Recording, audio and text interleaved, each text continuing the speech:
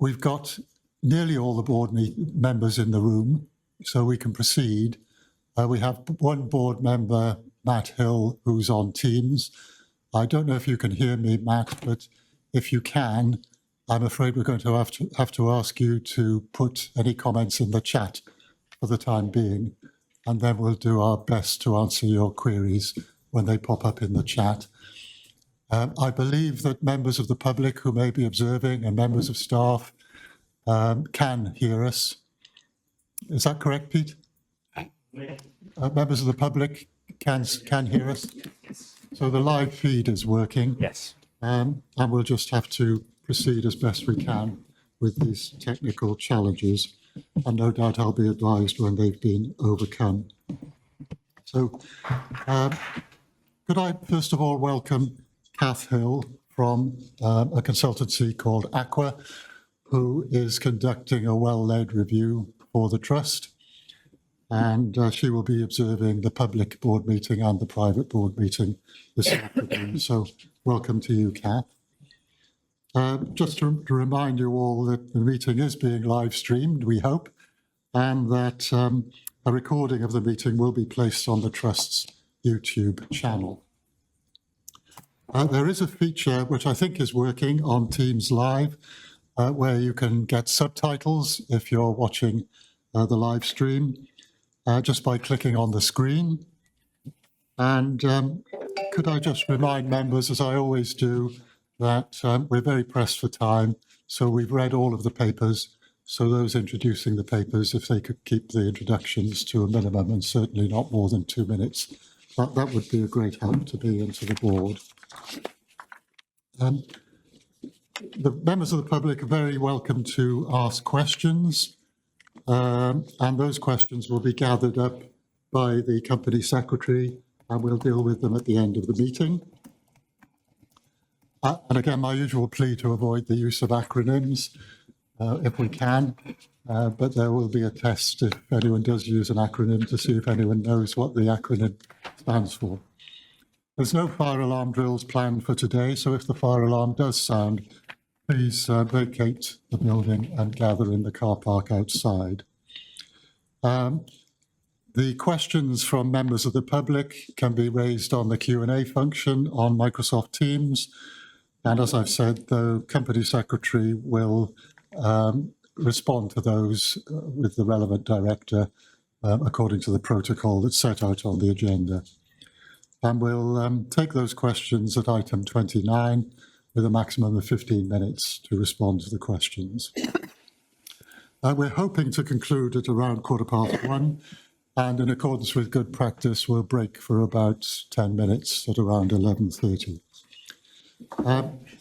In terms of apologies from board members, we just have the one from Mary Kane, the Chief Medical Officer, but she's represented here today by her deputy, Joe Baden-Fuller.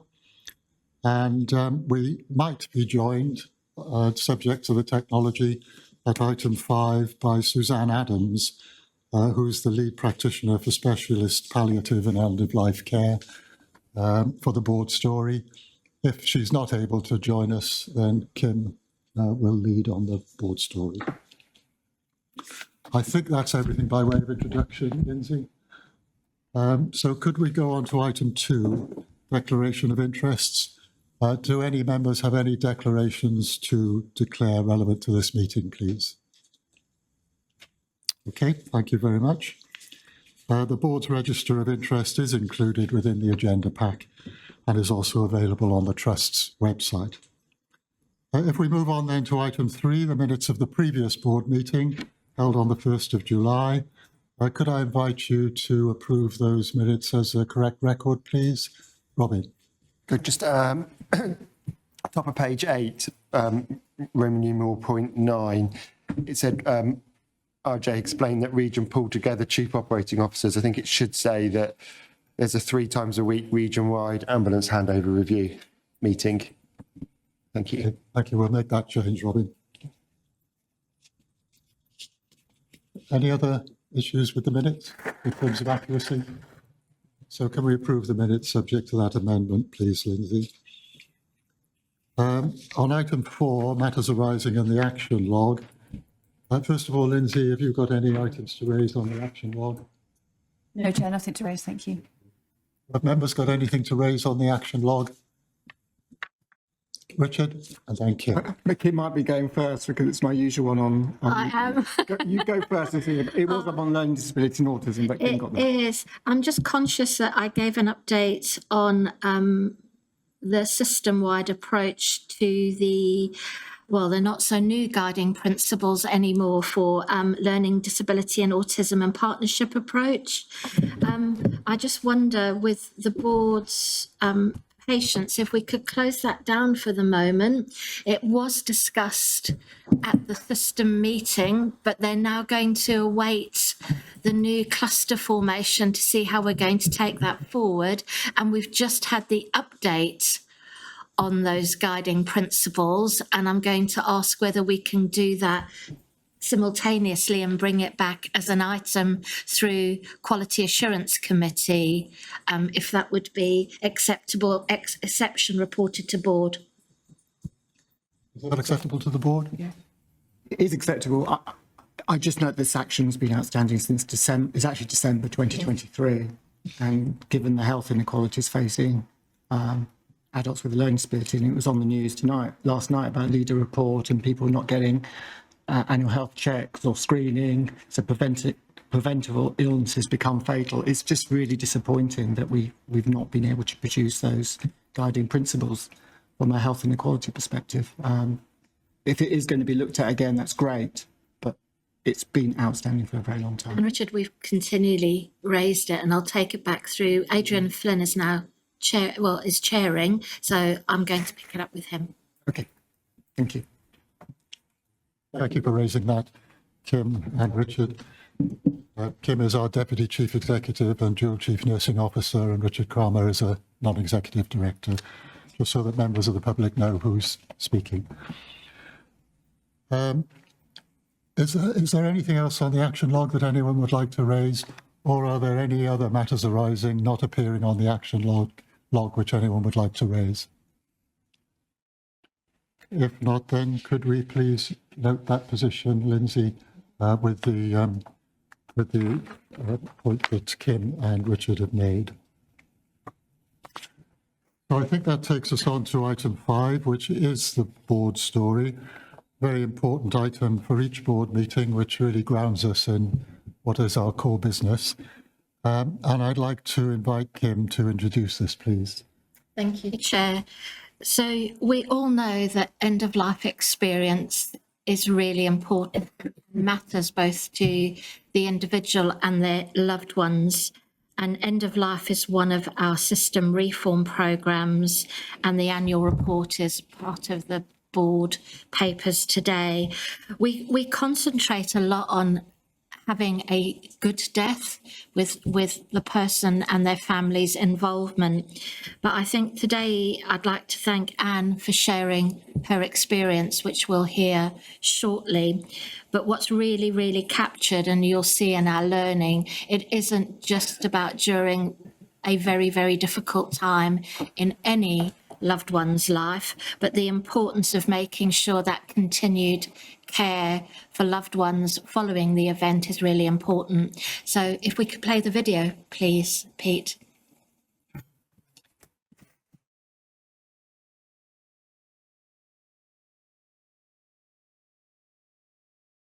Well, once again, Kim, a very powerful story. We're very grateful to Anne, and I'm sure we all send our condolences to her. If Suzanne had been here, I would have just wanted to ask, here we've got somebody who's clearly very articulate, who's a medic, who presumably had agency, and yet she wasn't able to get the support she felt she needed. One of the difficulties I think we have when we have these stories is how representative are they? How widespread is it? So, do you have any idea of whether that's a typical or an unusual experience, and what would happen if somebody perhaps who didn't speak very good English or who didn't have that articulacy, what sort of experience would they have? Yeah, I don't know if Suzanne can. We believe the sound is now resolved, so we could ask Suzanne to try to speak if that's Yeah, possible. if that helps as well, and I can go through that wider learning as well. Suzanne, welcome. Are you, if you, Hi, I'm so sorry. Can you hear me? yes. Yes, we can. Thank you. Oh, great, thank you. Yeah, um, I've got a little bit of an echo, so bear with me. Yeah, and I've watched Anne's story over and over actually, because we're hoping to see that down a little and use it in our mandatory training, so that Anne gets an opportunity to speak directly to our clinical teams who have mandatory training regularly for on the subject of palliative and end of life care, for all our clinical teams. So that's an opportunity to use that, and these films can be so powerful. We had the film that we used from Health Watch in mandatory training a few years ago, and that was so well received by staff. And you would see as you looked around the room when you were playing it, because we had face-to-face mandatory training at that time, how moved people were by watching the film. So it's really hard hitting, and it's difficult, very difficult for Anne to do, and very difficult to listen to. And I really applaud her courage in being able to do that. I think in terms of your question around support, the One Chance to Get It Right document, which was the document that was written in response to the Baroness Nürnberger report into the Liverpool Care Pathway, that really emphasises that we need to be proactive in our support of families, not waiting for families to come to us and actually assuming that they'll do that, but making sure that we are the World Health Organization would have us think of families as a unit of care at this point in time. You can't look after the patient if you're not looking after the family, and we see that in complaints time and time again, don't we? That people feel outside of that process. And so it's a really good question about Anne, and in that situation we're all just people, aren't we? And I think it's hard to imagine what the staff were thinking about on that day, and whether it's reflective generally. I don't believe that it is. What we know is that the experience that people have will be dependent on who's looking after them today.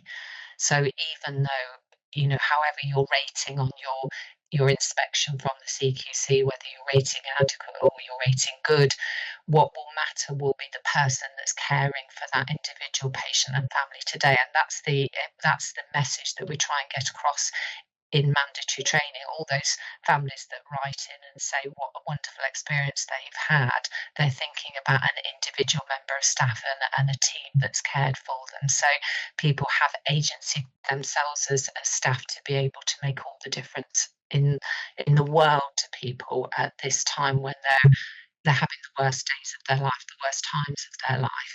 So I think that the ward themselves have done a lot of work with Anne, who's actually talked directly to the teams that we're on, and the ward manager Kelly, I know, takes end of life care extremely seriously. They've got a very good end of life link nurse who's very proactive on the glue ward. So I know that they've done a lot of work with Anne, and as I say, we'll hopefully be able to play this in mandatory training. It's very much about people getting people to think about how they display empathy. So I think staff very often feel empathic towards patients and their families, and they'll think what an awful situation is, but sometimes people forget to close the loop by actually displaying empathy very overtly to patients and families in that situation. I'm rattling on now. Very helpful. Thank you, Susanna. Thank you and all your colleagues for what you do, because these issues clearly are difficult for staff as well as for relatives. Kim, can I go back to you before throwing it open? Yes, sure. I think these, as Susanna said, Anne sharing her story, and she's worked closely with Glue. We don't want that story just to stay with one ward, hence Suzanne and the team working with Anne to put it into mandatory training. I think it's a salient reminder. It doesn't matter what processes you've got in place. It's about that human touch on the day in the moment, and none of us, as Suzanne said, we're not sure what's going on. Everyone, we're recognised for kind and compassionate care, but it's about making sure that that person in that moment feels that human touch, and how we relay that no matter what the pressures that are going on. You heard Anne speak about the added complications of having norovirus on the ward, and recognising that environment, but making sure people absolutely have that time to be able to, as Suzanne says, close that loop. So, it's a huge thanks and testament to Anne and others who share their very pertinent stories for us to be able to learn and make sure that that doesn't happen again. And I think we are doing some work, Suzanne, as well, for information in different languages as well, because we're really conscious of the multicultural environment that we're now working in as well. Yeah, I mean, I'm from Leicester, so the whole of Wales in Leicester, and I think there have, we've seen obviously more international nurses within our workforce, and it's been really interesting. I know that when Anne spoke with the team on Glue, when team arranged an education event for their nurses, they managed to create a real to create an environment where people felt safe to share their own experiences, and staff were able to talk about the environments that they'd come from. And some of the staff that have come from other areas, I remember one of the nurses saying to me, I rang my friend, I said, what is this end of life care that they're talking about? And people have come from very different environments, and they have been so brave and honest in saying that that it's been internally morally conflicting at some times to have a different approach to end of life care, and perhaps they've come from an area where people have been treated right until the point of death. So we are accommodating a workforce that has diverse backgrounds and diverse views, and so it's really encouraging people to bring all the qualities that they have and that compassion, and bring it right back to that in the moment human experience, really. Very much. We're going to have to move on shortly, but are there any comments or questions? Robin Jones, our Chief Operating Officer. Thank you for bringing this story, and incredibly brave for Anne to share with us. We take every board story to the operational leadership group as well, so they're played out at the start of the OLG for that reason. But I think there's an onward action here that I'm happy to volunteer for, that I'll link up with Kim and Suzanne for how we can not just take that to the operational leadership groups, but also take into the care boards. And then if we can do through care boards first to stimulate more of a conversation in the operational leadership group, so the opportunities that this learning gives us, I think would be a good way of taking this forward, of how can we make sure this isn't something that happens often, and that we can be on top of it through all parts of the organisation. Okay, so Alison Thorne-Henderson, who's our dual Chief People Officer. Thank you. And yes, thank you to Anne for bringing the story, and thank you to Suzanne for the explanation. I thought it was a really important point that you made around closing the loop, particularly in those circumstances. And it reminded me of the good work that we've seen, and it's come to the board before, of our butterfly companions who are there at a sort of critical stage in providing that company for loved ones who are sadly losing their family member. So I just wanted to sort of, again, sort of say thank you. I know we can't have a butterfly companion on every end of life situation, but they do provide good support as well. Thank you. Richard Kramer, Non-Executive Director. Yeah, I'll be very grateful. First of all, on the comments I'm going to make are self-evident. Thank you, Kim, for bringing this to the board's attention, because normally we would have a good practice story where we would share what works, including hearing about the input of the Butterflies volunteer service. I think the self-evident comment is that, yes, this is one for mandatory training, but as Kim said, this isn't about policy procedure, this is about value base. This is about living our values around compassion, respect, honesty and teamwork.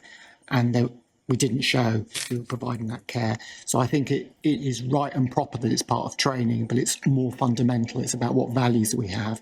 It's about the culture of the organisation and how we live them. It's about providing compassionate care. So I'd like to see it taken more widely in terms of the lessons learned.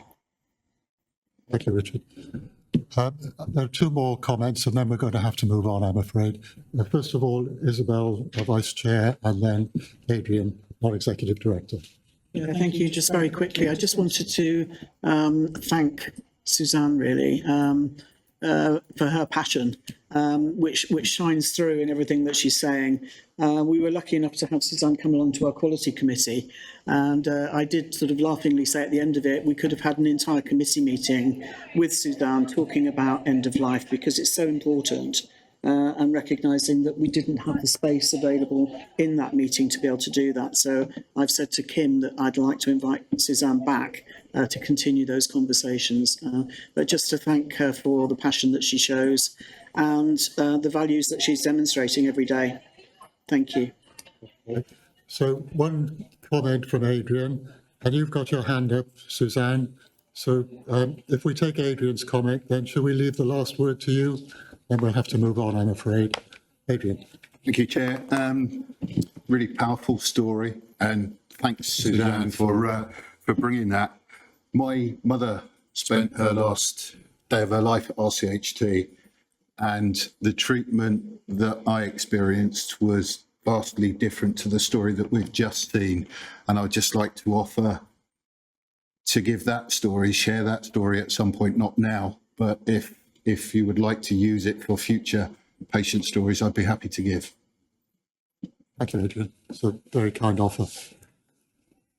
So could we go back to you, Suzanne, if you would like to make any closing comments?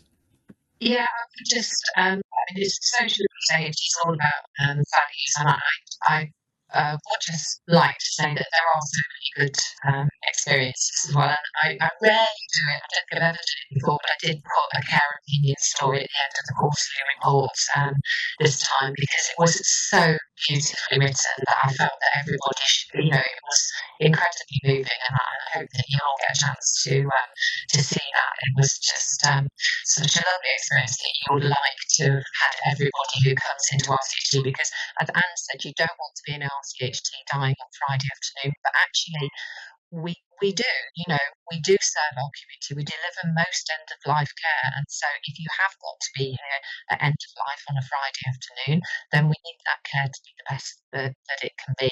We've done a lot of work around building our communication skills offer, so you know, over the last few years, we now have, we're able to offer Sage in Time, which is a communication skills workshop around recognising and responding to distress that all staff can participate in. And we now have advanced communication skills training as an offer across the system.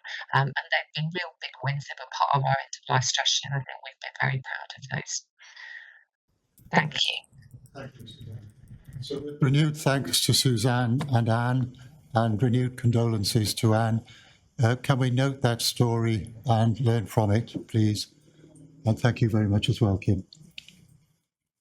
That takes us on then to item 6, which is my report, which lies on the table unless anyone's got any questions.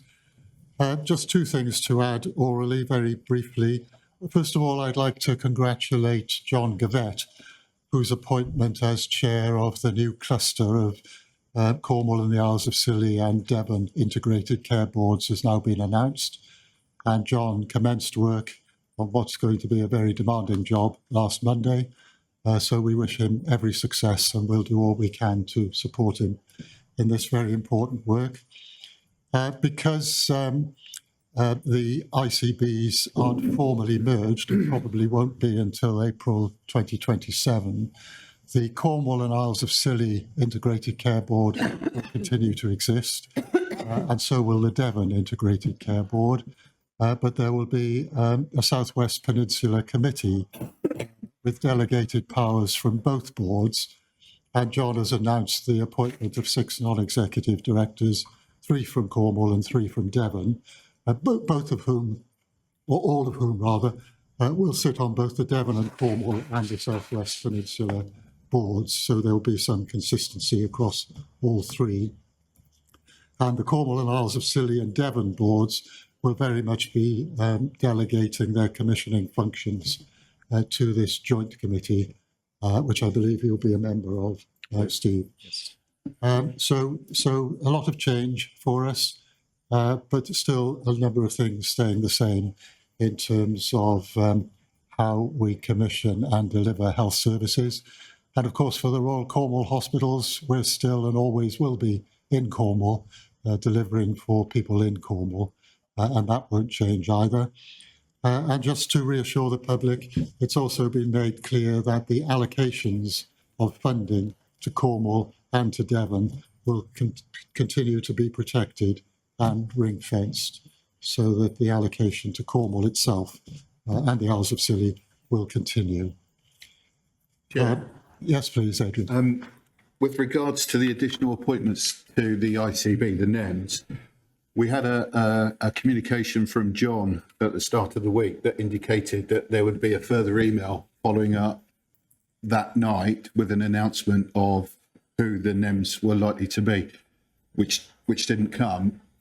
Are we anticipating a formal announcement of who those NEMS are?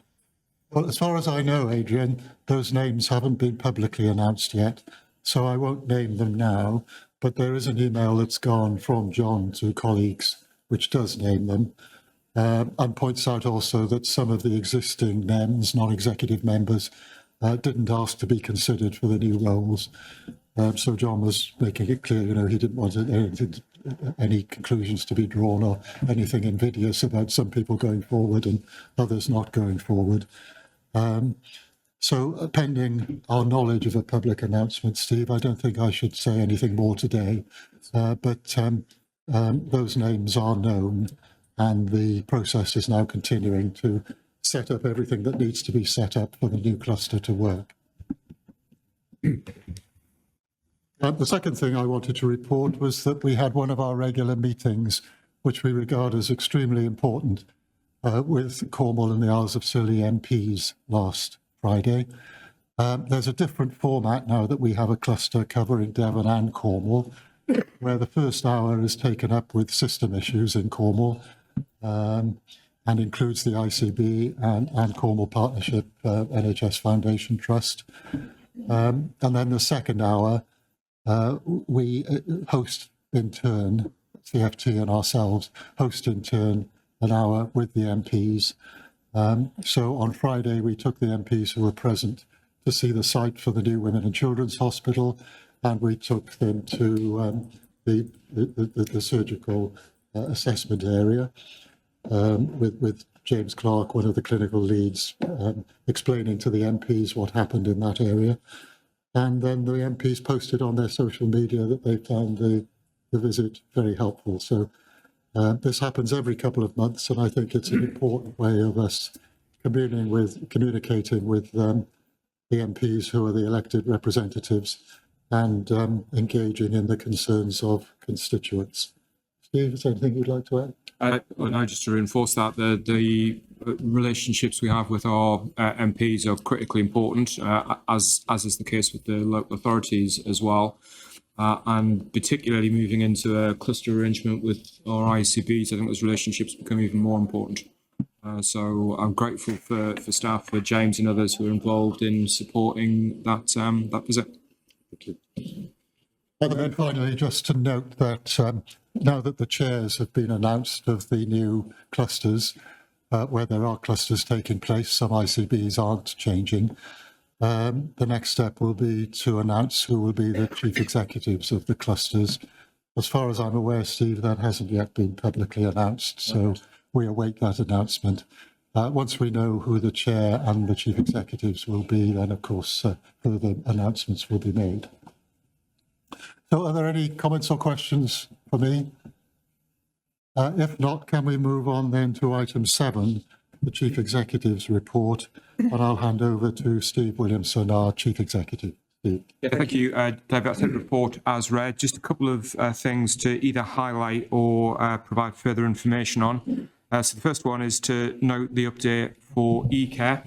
our digital electronic patient record system, and we're now approaching a key milestone which is called future state validation. That's a really important step on a journey to being able to implement electronic patient records, e-care, and with that future state validation proceeding this month, we continue to be on track to commence using e-care in June 2026. So an important milestone and one colleagues across the organisation have worked really hard to ensure we achieve. Then secondly, as board members will see, we've brought forward a draft modern slavery statement. That's been developed to ensure that we can demonstrate very visibly that we're taking all necessary steps to reduce modern slavery, particularly within our supply chains, but also across all business activities. So there is a request for board to consider approving that modern slavery statement. I then wanted to update on the Women's and Children's Hospital. Colleagues will see under item 12 later on the agenda, there is an escalation from the Finance and Performance Committee raising concerns about, at the point of the Finance and Performance Committee not yet having received our Memorandum of Understanding. So just to update board, that was received yesterday. We're working through the due diligence process around that, but that Memorandum of Understanding has now been received with a value of in the region of £6.6 million, which is, as we'd expect, to enable us to deliver this year's progression of the Women's and Children's Hospital. So certainly grateful for that matter to be escalated in the Finance and Performance Committee, and it's very positive to see that received yesterday, and we'll work through the appropriate mechanisms to ensure that that's as we'd expect, and would hopefully enable us to proceed as planned around the Women's and Children's Hospital. Then to mention CQC, we do have an agenda item clearly on this board meeting to receive our CQC inspection report from the urgent and emergency care and medicine inspections that were undertaken in April 2025.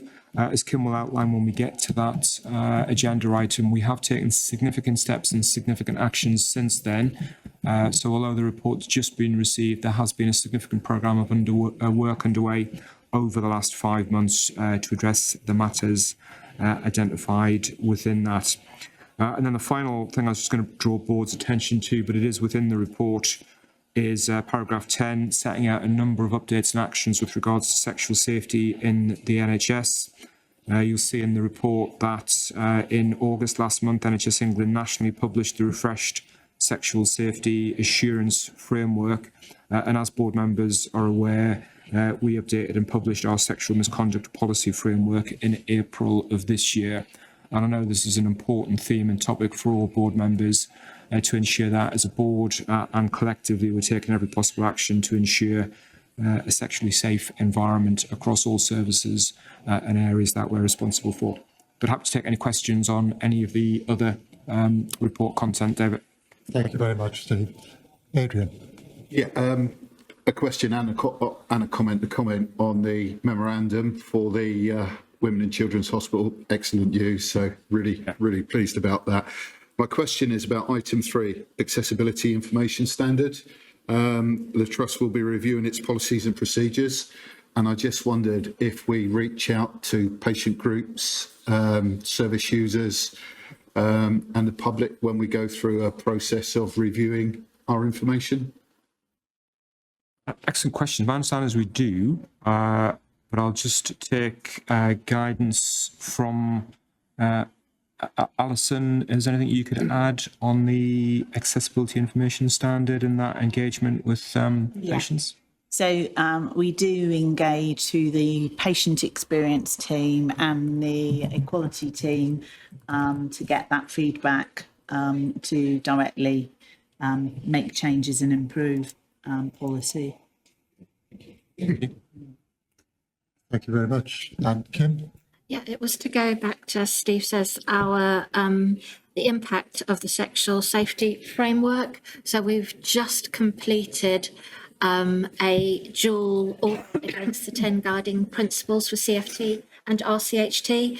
You can imagine they're slightly different, but we've done it in because it's an integrated team. That's coming up through the People and Culture Committee and our People and Organisational Development Committees for at the end of the month. So we'll see that starting to come through. We do have some work to do, and we expected to, but I'd also like to make sure, and Alice and I have spoken, that some of this work is also triangulated with our cultural and organisational development, so we keep that triangulation, and that will be coming through the board committees next month. Thank you very much. And now I've got Alan Jones, Associate Non-Executive Director, and then Ian Dean, our Chief Financial Officer, and Adam Broom, Non-Executive Director. So can we take them in that order? First of all, Alan. Thanks, David. Just a quick point on the graduate guarantee, item 11. And just that universities, higher education really welcome this for nurses and midwives. And I was just wondering, as an organisation, whether RCHT could extend this to looking at therapies as well, in terms of especially the proactive recruitment and support for students in physiotherapy, occupational therapy, that we really rely on equally as much as nursing and midwifery graduates. So really good to see RCHT respond to it. So it's just a query really whether we can extend that to look at therapy students, University of Plymouth, University of Exeter, register a lot of those therapies as well as nurses and midwives. So it's a great progress, but yeah, can we lead the way a little bit by looking at therapies as well? Thanks, Alan. Kim will respond. Yeah, so we know nationally money was made available to support our midwives. It has not been made available for nursing in general or any of our allied health professional colleagues.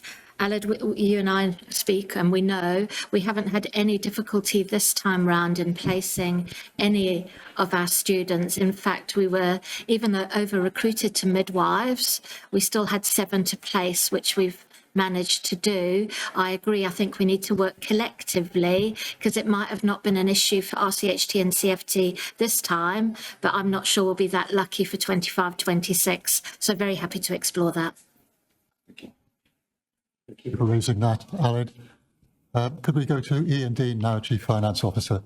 Yeah, thank you, Chair. Just on item 8, Kim, on the maternity and neonatal investigation update, just to get an idea of if we know the timescales for the 10 services that will be looked at being announced, and I guess that will be a collection of both underperforming and well-performing departments and services. So it was just an understanding of when we're likely to know whether we will be part of that as an organisation or not. Yeah, we're delighted we now have a independent chair. We're all waiting. We think it will be quite soon, but we haven't had any news at the moment. Having gone to a national meeting, it's exactly what you've just portrayed. It's what are those 10 organisations, and the message I think I took back very clearly was it could be anyone in the room. Thank you.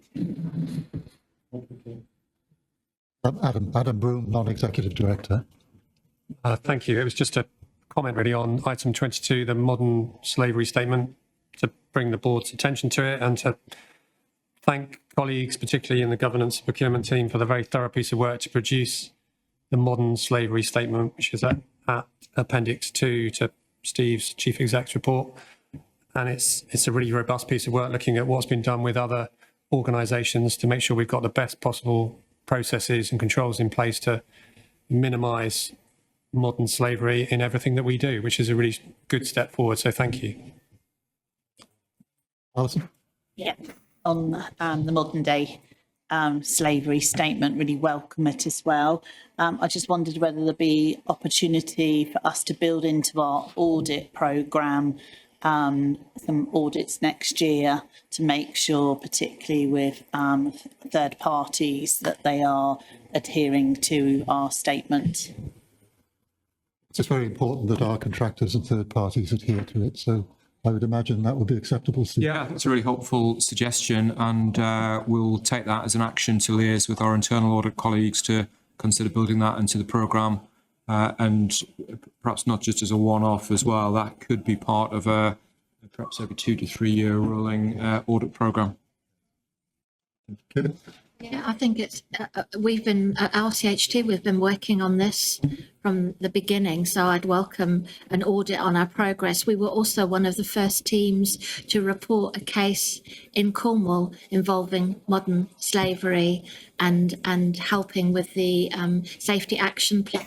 So it's really important that we don't forget our valuable contribution, as often this is one of the only touch base a concerned individual can have. Thank you, Kim. So if there are no other comments or questions for the Chief Executive, could we receive and note his report? I'm sorry, is there somebody waving on screen? Matt's got his hand up. Matt Hill, who's a non-executive director joining us online. Matt.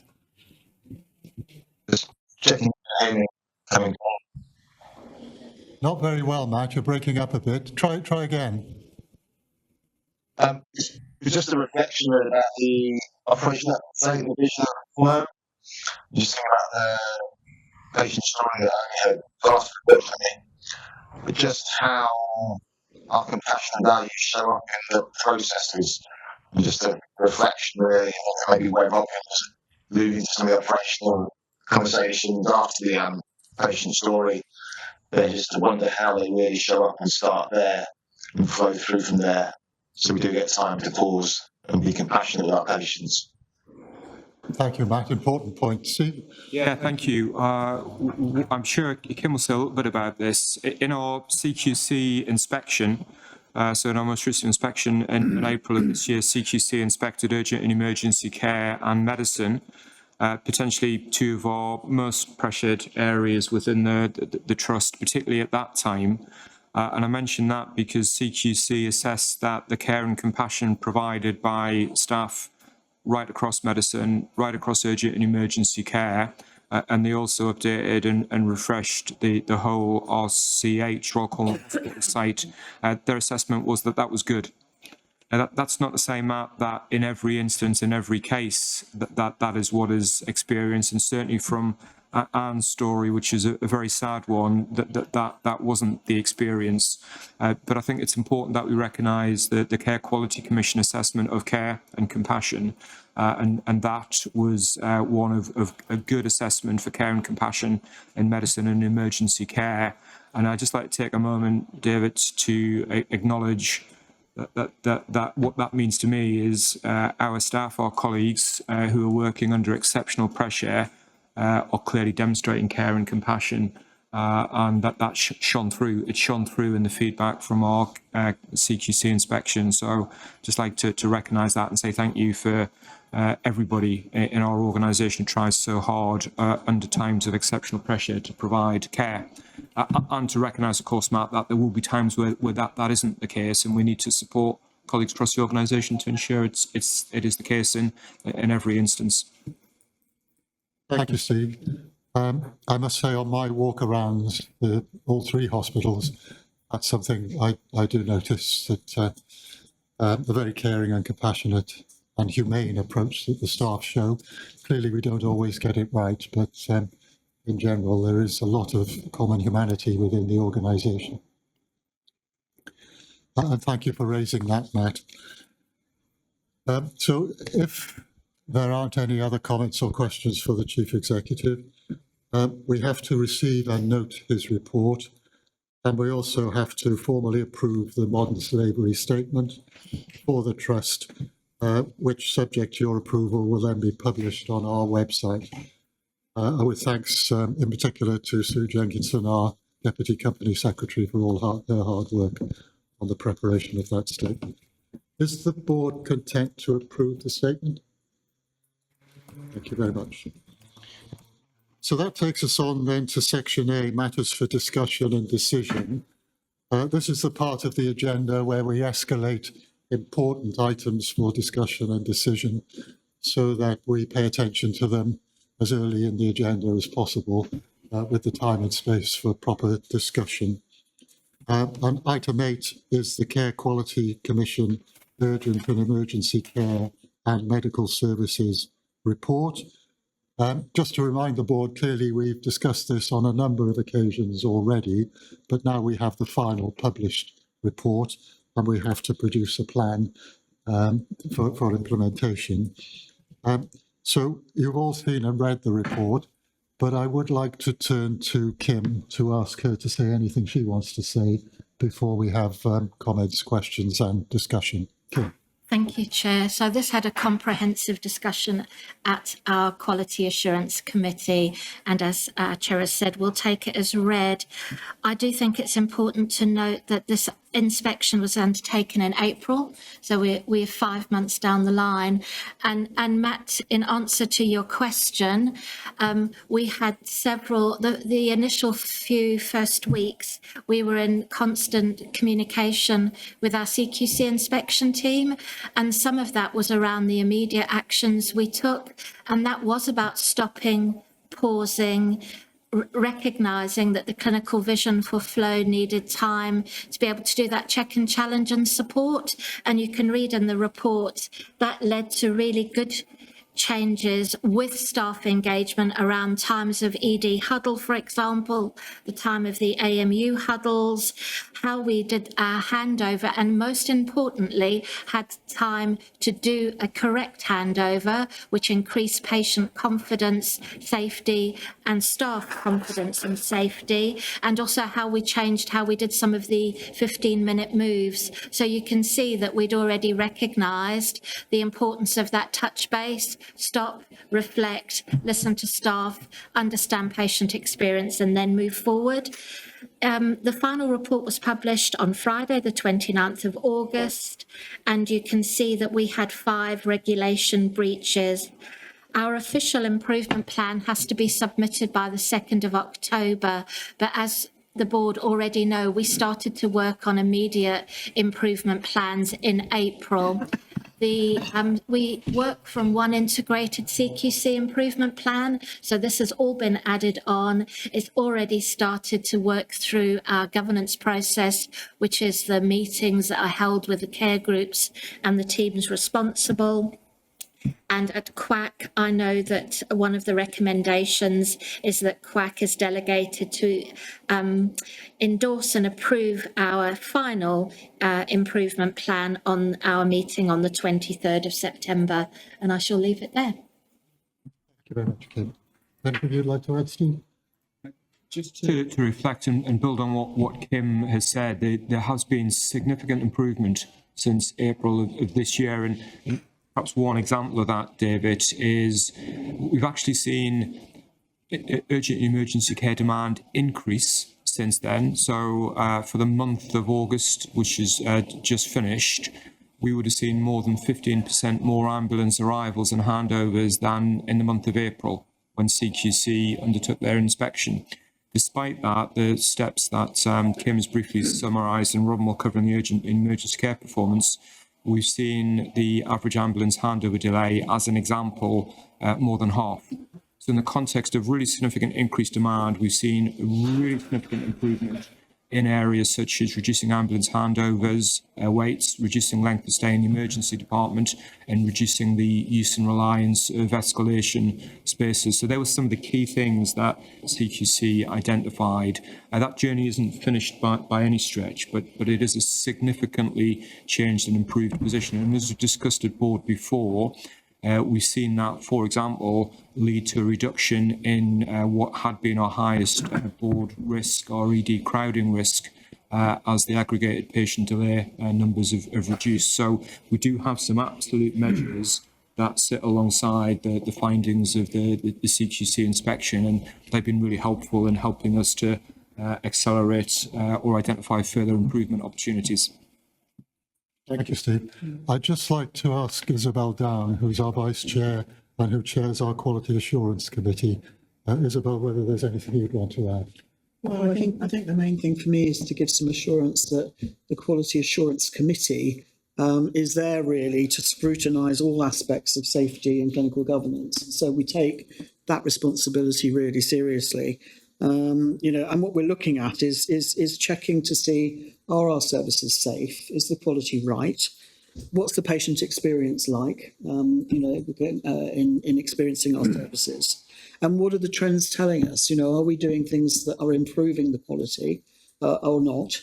And we're able to triangulate a huge amount of data, some of which Steve's just mentioned in terms of urgent and emergency care performance. But across the board, we're able to triangulate a lot of data with staff information as well. So we're looking at our workforce, we're looking at the safety of the workforce, we're looking at the safety of services provided for patients. So, I mean, I've got an item on this agenda looking in more detail in terms of some of the areas we're covering, but I just wanted to give that assurance that actually this enormous scrutiny that takes place through the committee structures reporting through to board. And we really welcome the CQC report. As Kim's outlined, we will be looking at this in much more detail in our next meeting, because at the time of the last meeting, it actually hadn't come out for publication. But just to reassure people, we will be all over that report at our next Quality Assurance Committee. Thank you, Isabel. Are there any comments or questions? Richard? Yeah, thank you. So I've just got two questions. First of all, I've been to urgent emergency care twice since this report came out, and I've seen a real change. You can feel it and you experience it, particularly there's the changes we've made in terms of processes, but it's the ownership that I've seen and felt from the staff. So that's really positive. Two questions I wanted to ask is that, having read the report again and seen some things around medicine not being administered or reconciled and infection prevention and control management, I just wanted to ask two questions. One, are we looking at issues where we feel that protocols and best practice are not being followed because of lack of oversight, or is it a lack of resources and that constant firefighting? I just wanted to get a sense of where we are on that balance. And secondly, I just want to get a sense of what staff are feeling about this. The CQC reports come out, we'll be implementing it through QAC, but what's the staff feeling about this? And what support do we give them to work through those changes, but also to be ready for the next inspection? Would you like to take those now, Kim, and then we'll come to Adam? Yeah. Always thought-provoking questions, Richard. So I think most importantly, some of the, what shall I say, some of the more basic things that we didn't do, let's be really honest, are disappointing. And we have very good processes in place. And I think, you know, working especially with the senior members of the team, it's making sure that in the hurly-burly, we are still doing the basics. So infection prevention and control is a given, whether that be hand washing audits. There's also senior support, so the infection prevention and control practitioners have gone in, and if we need any help with auditing or support, or if there's persistent offenders or things not being done, how do we collectively and supportively address that? And that will continue. That links closely in with the ward accreditation or the accreditation programme. All of these are the basic fundamentals of care that are built in.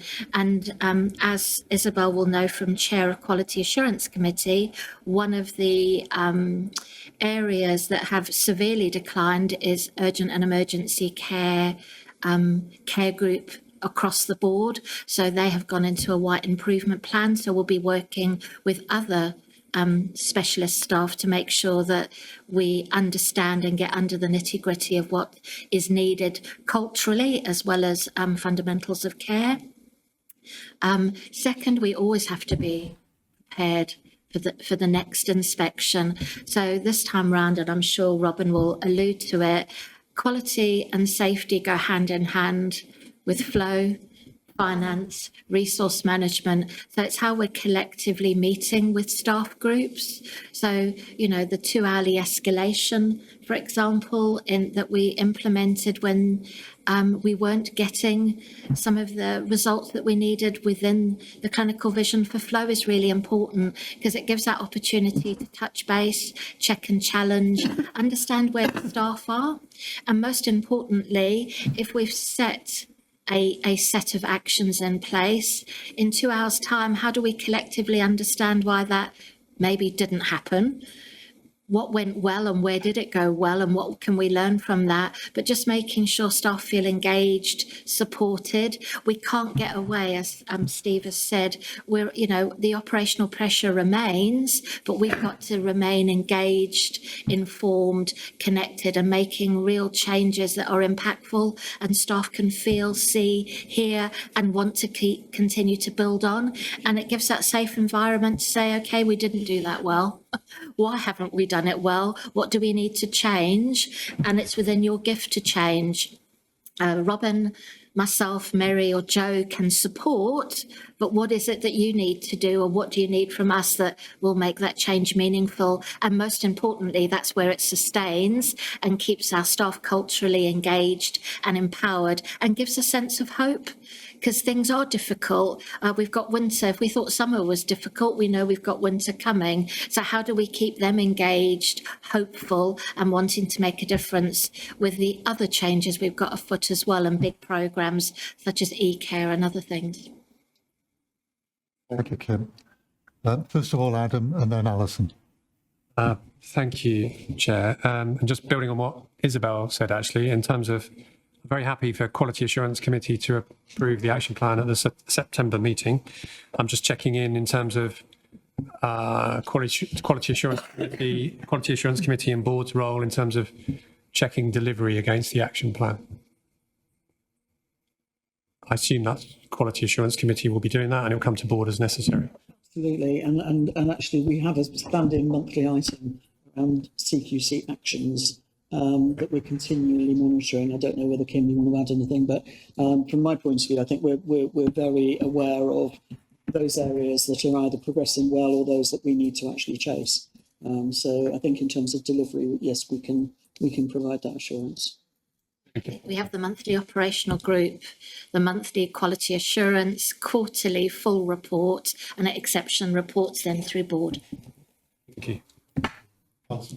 Yeah, I just wanted also to build on what Kim was saying in response to Richard's question around how are our staff feeling, and that question around empowerment, and to reflect on our executive leadership team meeting yesterday, where there was a clear demonstration in preparation for our winter pressures of some local leaders coming along, presenting their plans, their ideas, and through sort of agile methodology around putting a pilot into place where they can test and check and learn and make improvements and bring the staff with them in making those changes for a better patient experience. I thought yesterday was really powerful in our executive leadership meeting.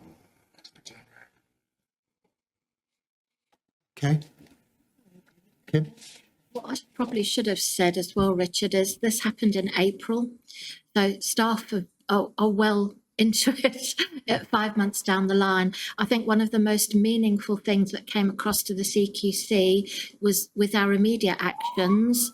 When we met up, we brought the senior leaders in, and those were our clinical staff that spoke very articulately as regards the immediate changes, the impact that it had on them and their ability to have their voices heard, that we had paused, checked, challenged, gone back round. And I think that's what's driven and sustained some of the changes that we've put in place, such as the handovers and things.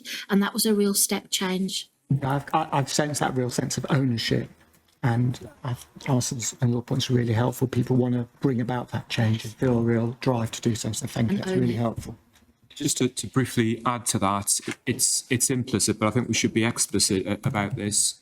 Every one of us wants that CQC assessment to be good or outstanding, right across the organisation. So we are all collectively determined to enable that.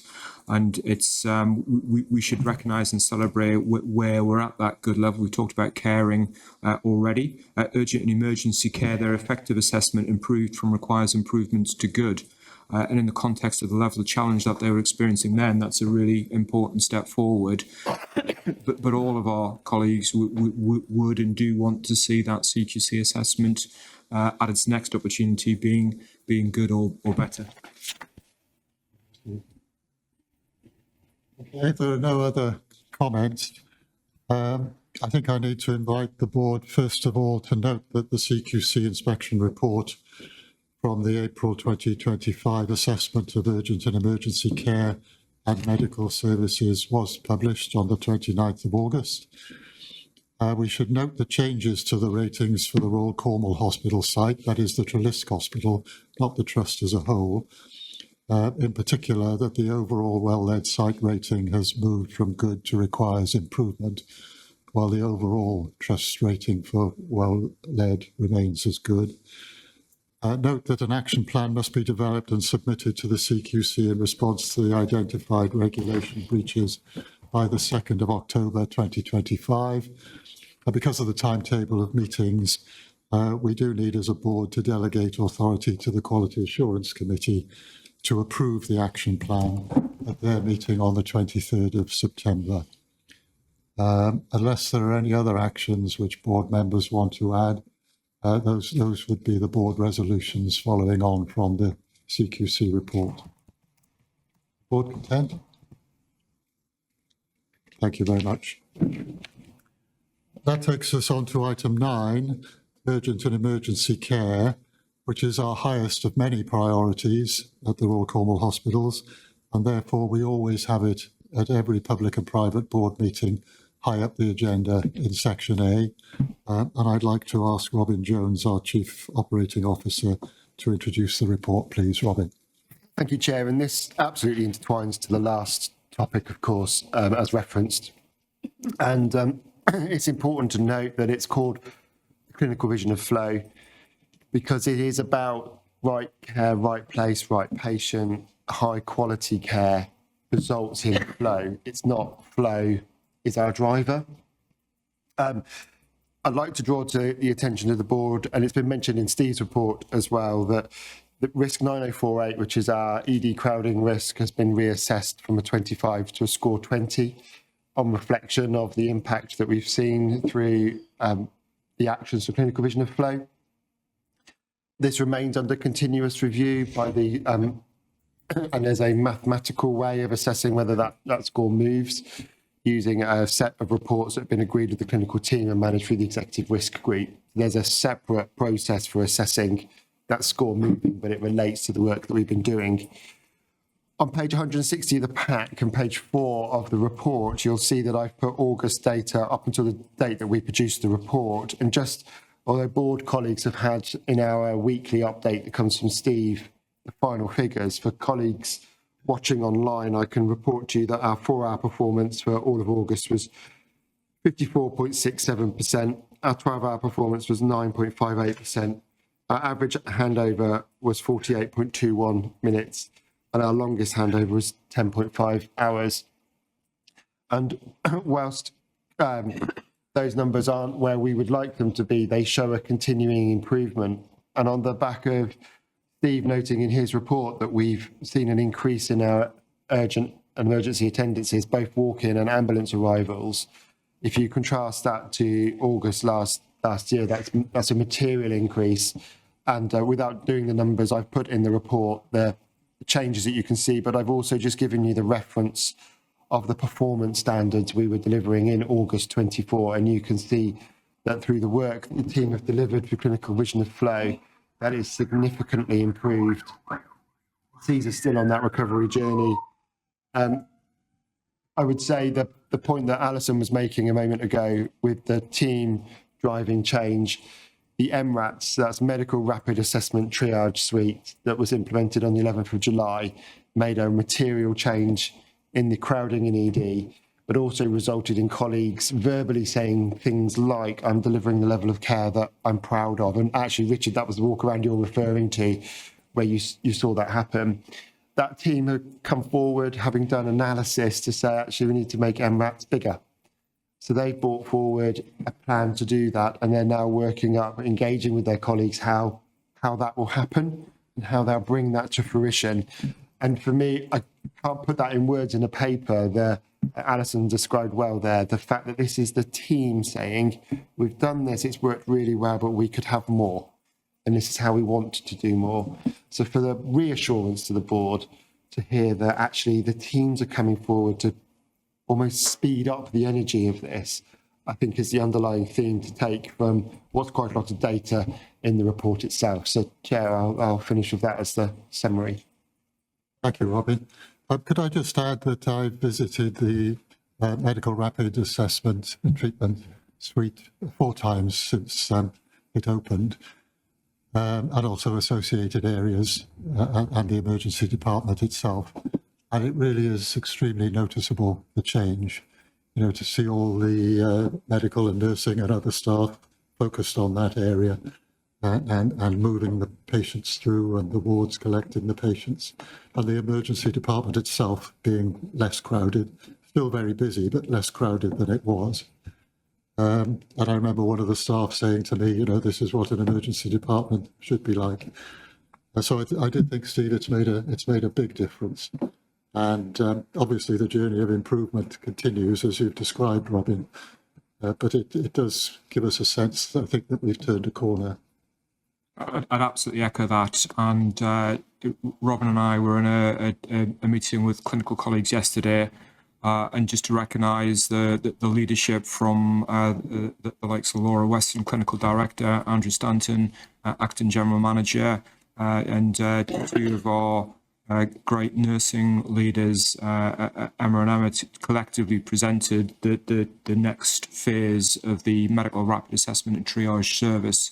So that ownership, that empowerment, that drive and that determination, I think, comes across really powerfully.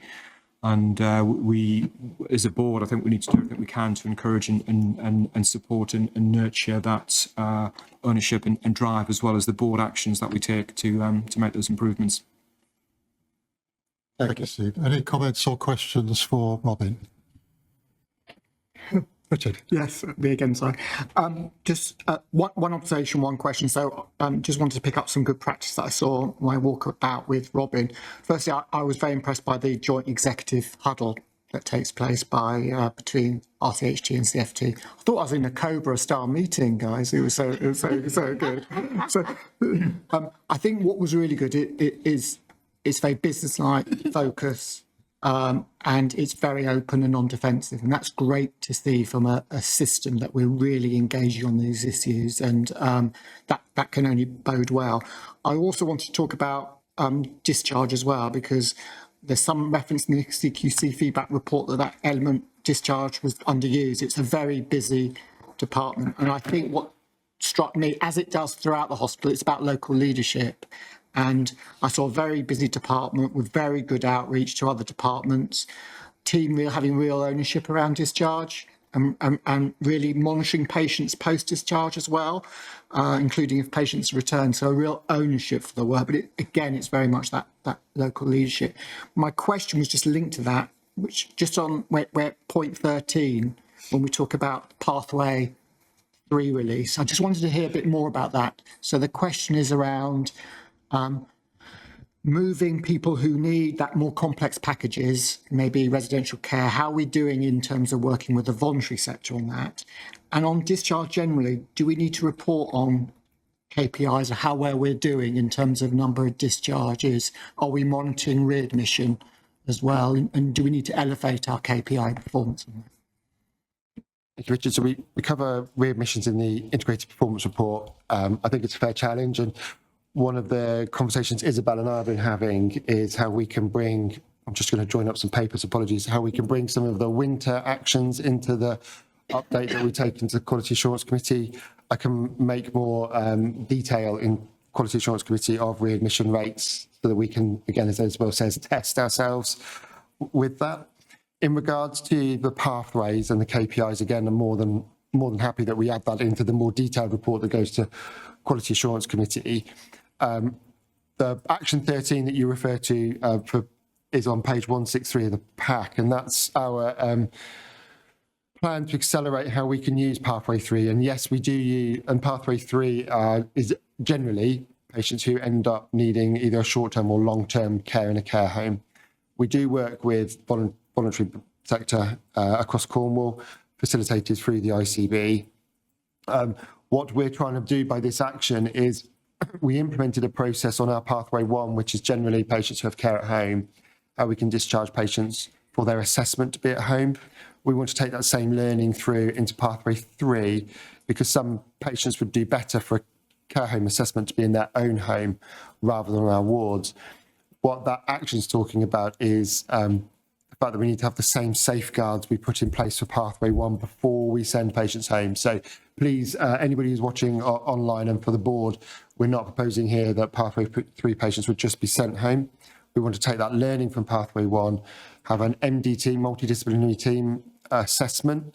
If we believe that patient would be clinically safe to be at home for their assessment at home, we want to facilitate them getting home, assessment at home, because evidence shows if you do the assessment at home, you're more likely to find the right placement for a patient. But also on occasion, a patient may not need a placement, may need some other support package, and the spirit of care closer to home is actually care at home in the raw sense. So that's what that action there is, Richard. Really clear, thank you. Kim just wanted to come in, and then we'll go to Alice. Yeah, it fits in really nicely with what Robin has just said. The P1 learning, the meetings are led by very senior clinical members of the team. So it's Louisa and Claire Blake from my team. So their clinical knowledge is sound. This is about sending patients home safely, and so to avoid that readmission circle. So, watching readmission rates is really important.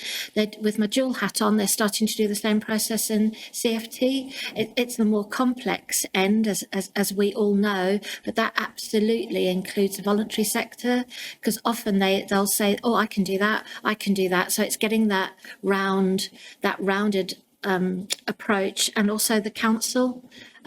We've got really, really good engagement with the council, because not all services come from either RCHT or CFT. It's that rounded approach for health and social care.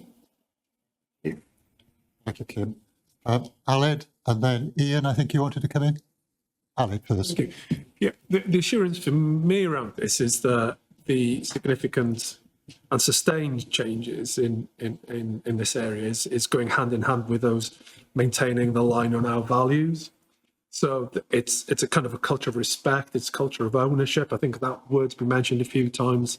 And that's so important in maintaining that. I mean, we talked a lot about culture, in the last 6 months or so. And it's really important and useful to hear these kind of soft metrics talked about people, their reaction, the gut instinct of walking into somewhere. We talk about that as climate as much as culture. So that's really important to hear. There's always room to improve that. There's always more work to do. But I think you can hit targets but miss the point is something that's talked about a lot.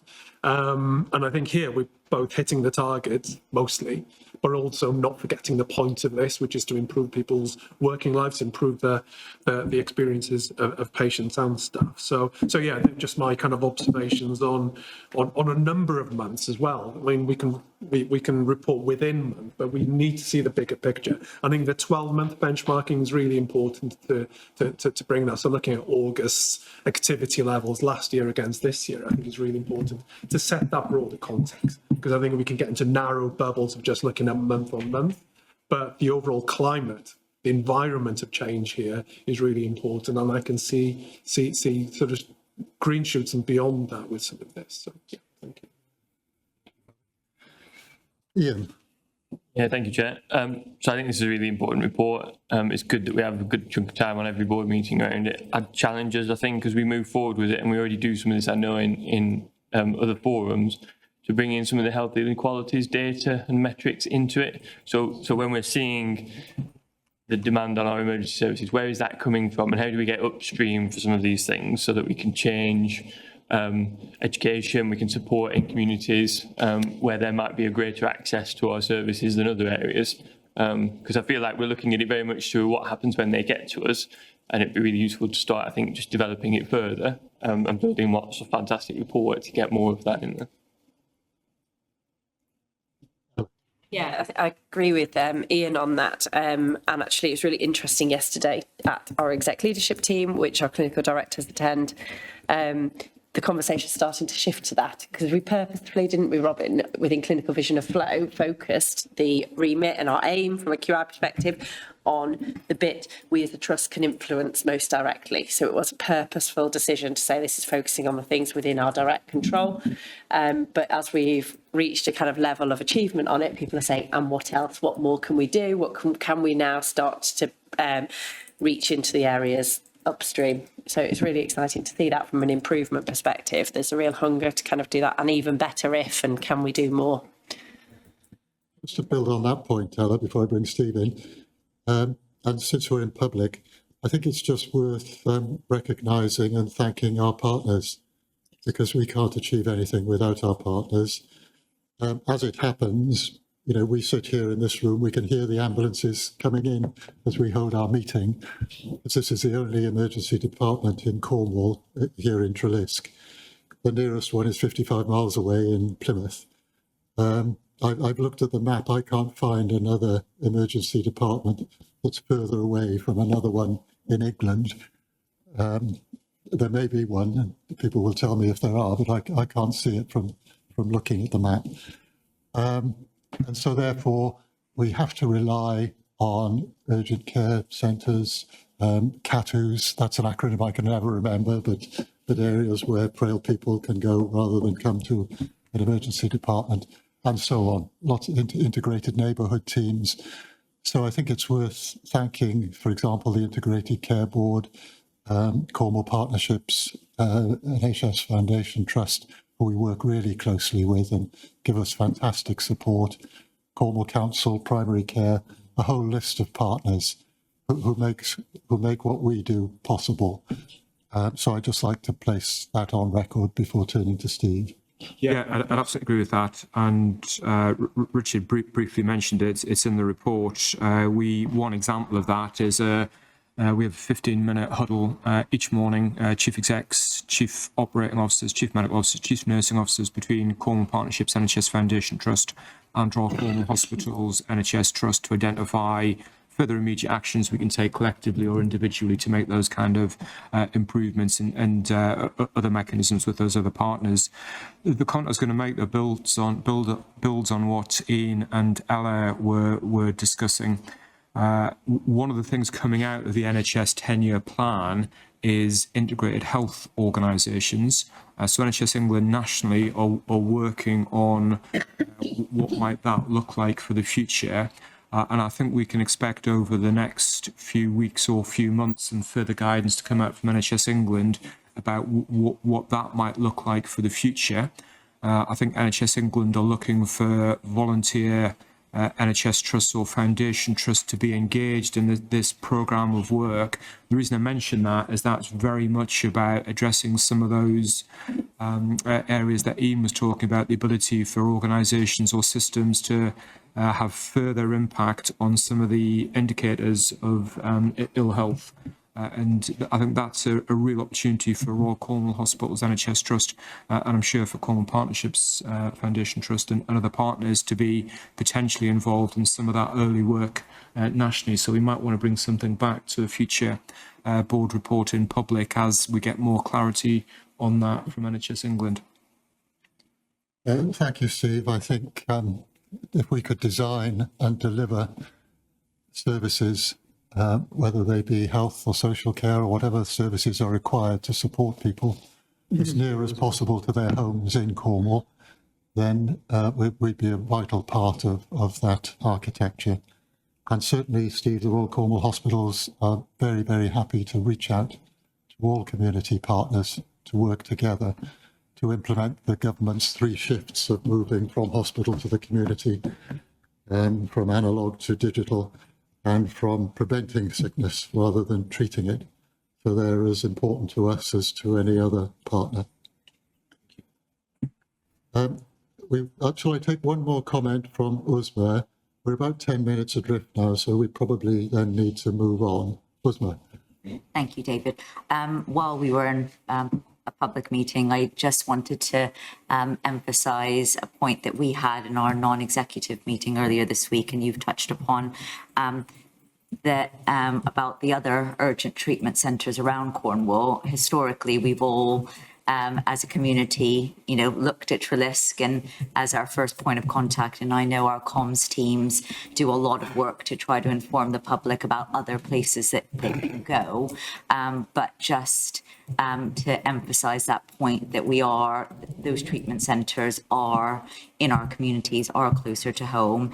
And it's, you know, as individuals and members of the community, if we can take steps to think, you know, is this something I need to go to Trelisk for, or can I go to my local centre? And I know our comms teams are working hard to get that message across, but it's just to reiterate it here as well. Very important. Thank you for doing that as well. Okay, so on that note, Robin, did you want to make any closing remarks, or can we move on? We have begun to get under the detail of the types of arrivals. It's not quite understood well enough to share in a public forum just yet, but we're aiming to have that for Quality Assurance Committee. We're working in collaboration with all of our partners on understanding what's driving our demand, and we'll cover it in more detail in winter, but actually there is more alignment. You can see more alignment in planning, and winter is showing that in that how we're coming together as more of a one organisation, which is reassuring. I just remind colleagues we deliberately make this a very internal report, because that was our drive for how we own our space to making the improvements. But you're absolutely right, Ian and Ella, to reference back to how our partners also support us in this overall delivery. So I think in summary, we can say that since the CQC visit, the improvement, although we have ups and downs, the trend line is one of clear and sustainable improvement. And we can see that we can continue to improve, which says to me that it is possible to do it. And therefore, you know, we need to move on and continue to improve. And that working with our partners, we can come back to board meetings publicly and privately reporting continued progress. So could we discuss and note the urgent and emergency care report, please? And we'll also come back to it this afternoon in private session. Which takes us on to section B, reports and matters from committees. Just to explain to the public, we bring all our committee reports together in one place, but we trust our committees to do their work, so we don't ask them to go through everything they've discussed. The executives will have, of course, reported to the committees at some length, but for the reports that come here, we ask the non-executive chairs of the committees to lead the discussion and to identify what they would escalate to the board for discussion and decision. That's not to say that any director can't check and challenge anything in a committee report, but we do concentrate on the things that are escalated to us for our attention, which we think is the sound governance way to proceed. So could we first of all go to item 10, the Quality Assurance Committee, and ask Isabel Down to introduce it, please. Thank you, Chair. As you'll see in the pack, this is a 10-page report summarising the areas that the Quality Committee has considered when it's met on a monthly basis.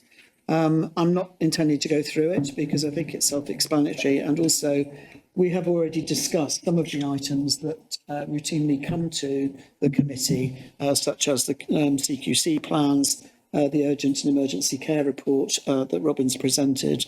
And there are some further reports which are following my item, including maternity and neonatal services and also the winter plan. So those things have already come via the Quality Assurance Committee. So I think all I would do at this stage is just highlight the area, the reports that we've been asked or recommending to the Trust Board to receive and approve, that being the maternity and neonatal safety report, an allied health professionals report, the annual organ donation report, and finally the controlled drugs accountable officer report. All of those have had a good outing through our Quality Committee. I think in terms of the areas that we do want to make sure the board is aware of, are those that we escalate. It's around the level of concern and risk regarding urgent and emergency care performance, but particularly those areas around fracture neck femur service, our stroke services, and of course picking up on those specific actions that the CQC have highlighted in their recent report. I think a couple of other things just to highlight. We received last month a report from the mortuary service, which again, you know, we talk about some of our unsung heroes in the organisation, and I'm guessing that not many of us have spent a huge amount of time visiting the mortuary. However, it was a really helpful report, and there are some areas that they have flagged to the Quality Committee, which we have suggested that we revisit that in 3 months' time. And so I'm escalating that as partial assurance to the board here today, but we will revisit that, as I say, through the Policy Committee.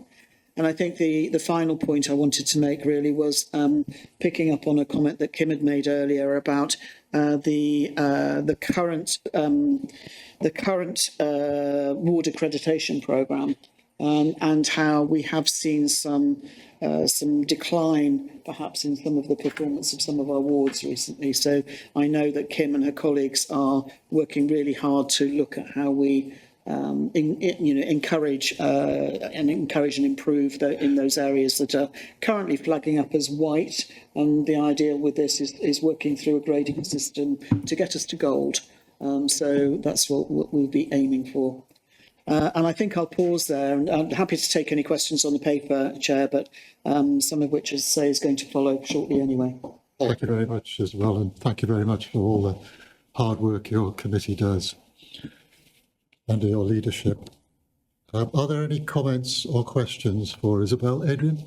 It's not a question, it's a comment. I sit on Quack, and we had a discussion there around fire safety. We received the report. That has also come up at charitable funds. We've an issue at charitable funds relating to fire safety, and it's also come up at FPC Finance Committee. So as a result of that, I've organised a walk around, fire safety walk around next Wednesday with the estates team. So I just wanted to make colleagues aware of that. Isabel, we've talked about UEC. We've also had challenges with stroke and fractured neck of femur, or broken hips, as a layperson, I think of it. I think we have seen some improvements in stroke, but is there anything either you or executives want to say about those areas? I think I would say that there's been huge effort going into looking at improvements around fracture neck of femur and stroke services. It's a regular item that we look at every month. We are now starting to see some change, some improvement going on, and that's largely, I think, been driven by Mary as our Chief Medical Officer, supported by Joe here today, as well as Kim. So I think there's a real desire to see those performance indicators improve further, because the last thing we want, particularly when we're dealing with a huge amount of patients who come into us frail and then fall over and break a hip, we're trying to look at our falls across the system, as well as all those things that we can put in place around our fracture neck and femur service, including our theatres, getting patients to theatre within 36 hours. Kim will say more because she will be able to speak more about those indicators. But just to say, there is, we're really scrutinising it every month. I would love to be able to say we don't need to talk about it next month, but that won't be the case.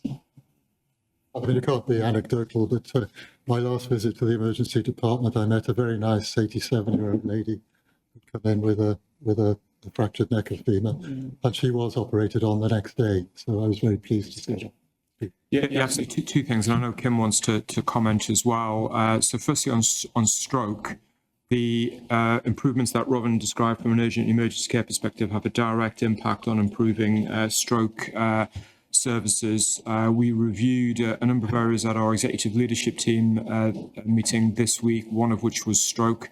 And we can see in May, June and July a month-on-month improvement in stroke mortality. That needs to go further, but that's a really important headline performance.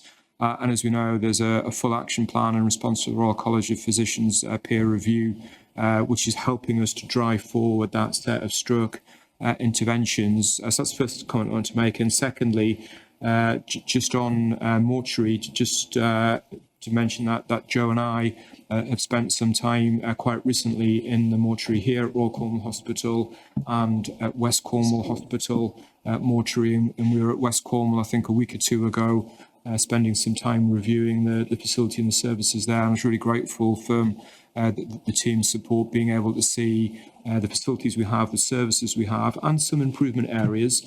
And I know the teams are working really hard in those areas as well. Thank you, Steve. Yeah, it fits in really nicely because, as Steve and Robin have said, if you've got more flow going through your ED, you've got better access to your stroke unit, for example, your trauma and orthopaedic unit. So you start to see that added benefit and patient experience and better outcomes, which is really important. For the stroke as well, there's the system-wide stroke pathway. And I know Joe and Bernie work really hard with our colleagues to make sure that improvement is felt across the system, because it's just how you follow through that pathway, whether you're acute or rehab or going home, is really important. And I know Joe's working really hard with our new clinical director in trauma and orthopaedics, and they're really engaging and driving forward the fractured neck of femur pathway, which is really important. And like Isabel says, we're hoping that they won't continue to stay monthly. We'll be able to move to exception reporting in the future. It also fits really nicely in. So looking at maternity and the maternity and midwifery report, the only thing that I would like to highlight, as it was robustly discussed, the new maternity outcome signal system, which is known as MOS, has now started as part of the national improvements required and monitoring. And for the month of July, RCHT triggered. And we've already met with the national team to understand. We reported 3 stillbirths in July, but looking and speaking with the national team, we have gone through, and it's in its infancy, but we looked at the data quality. One was a free birth, which means the patient had a birth with no clinical input from ourselves. So that was removed. And we're looking at another case that is still being reviewed. And with the free birth alone, we would not have triggered. So it's really important that we work with our national colleagues. And they also commented they were really impressed it had already been reported. Already we'd done our initial reviews for learning and outcomes, and we'll continue to work with. So that was the only escalation I thought the board should be aware of. And just on a positive, we also acknowledge the incredible work of the neonatal matron Helen Greenhill, who has now retired well deservedly, and just acknowledge the leadership. And Bernie and I went over personally to thank her, and she is coming back to do some bank work, so we haven't lost her skills entirely. So just to note that. Thank you, Kim. Perhaps we could note our thanks to her as well.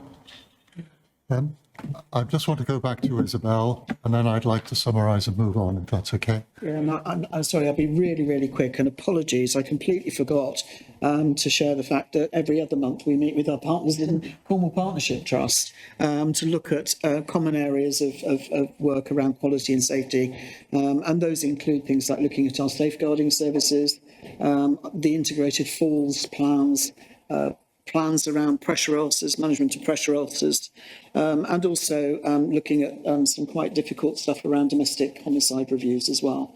So that's a bi-monthly meeting that we have with Cornwall Partnership Trust. So, and I'm very grateful to colleagues over there in terms of those meetings. They've now taken over responsibility for hosting those for the next year, so I can now just attend rather than chair, which would be lovely. Thank you, Isabel. Another great example of partnership. Joe, did you want to? Yeah, sorry, I just wanted one last word about stroke. Obviously, the team's working really hard, and we recently hosted the National Clinical Director for Stroke, and it was a fantastic meeting with representatives across the system. And he was extremely impressed by all of the work that we'd done since the RCP had been in.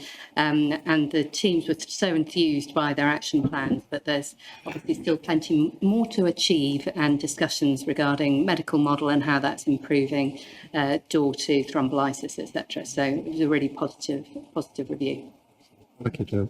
I think it's important for the non-executives that we see these reviews, and we don't see the executives being defensive. We see the executives welcoming the reviews and learning and improving from the outcomes. I think that's very important.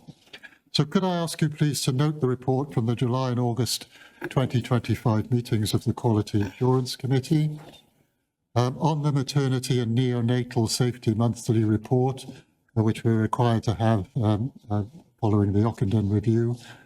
Could we note the reflections and learning regarding, sadly, the 3 stillbirths that occurred in July, clearly with condolences and support for all the families and staff involved. Note the national introduction of maternity outcome signal system and the expected timeframe in the Trust of November 2025. Note the actions being taken in relation to the current position around student midwifery graduates locally, and note the continued challenges and actions being taken regarding neonatal nursing staffing, which I think is an issue all around the country, and note the current position with CNST Year 7 compliance and actions being taken.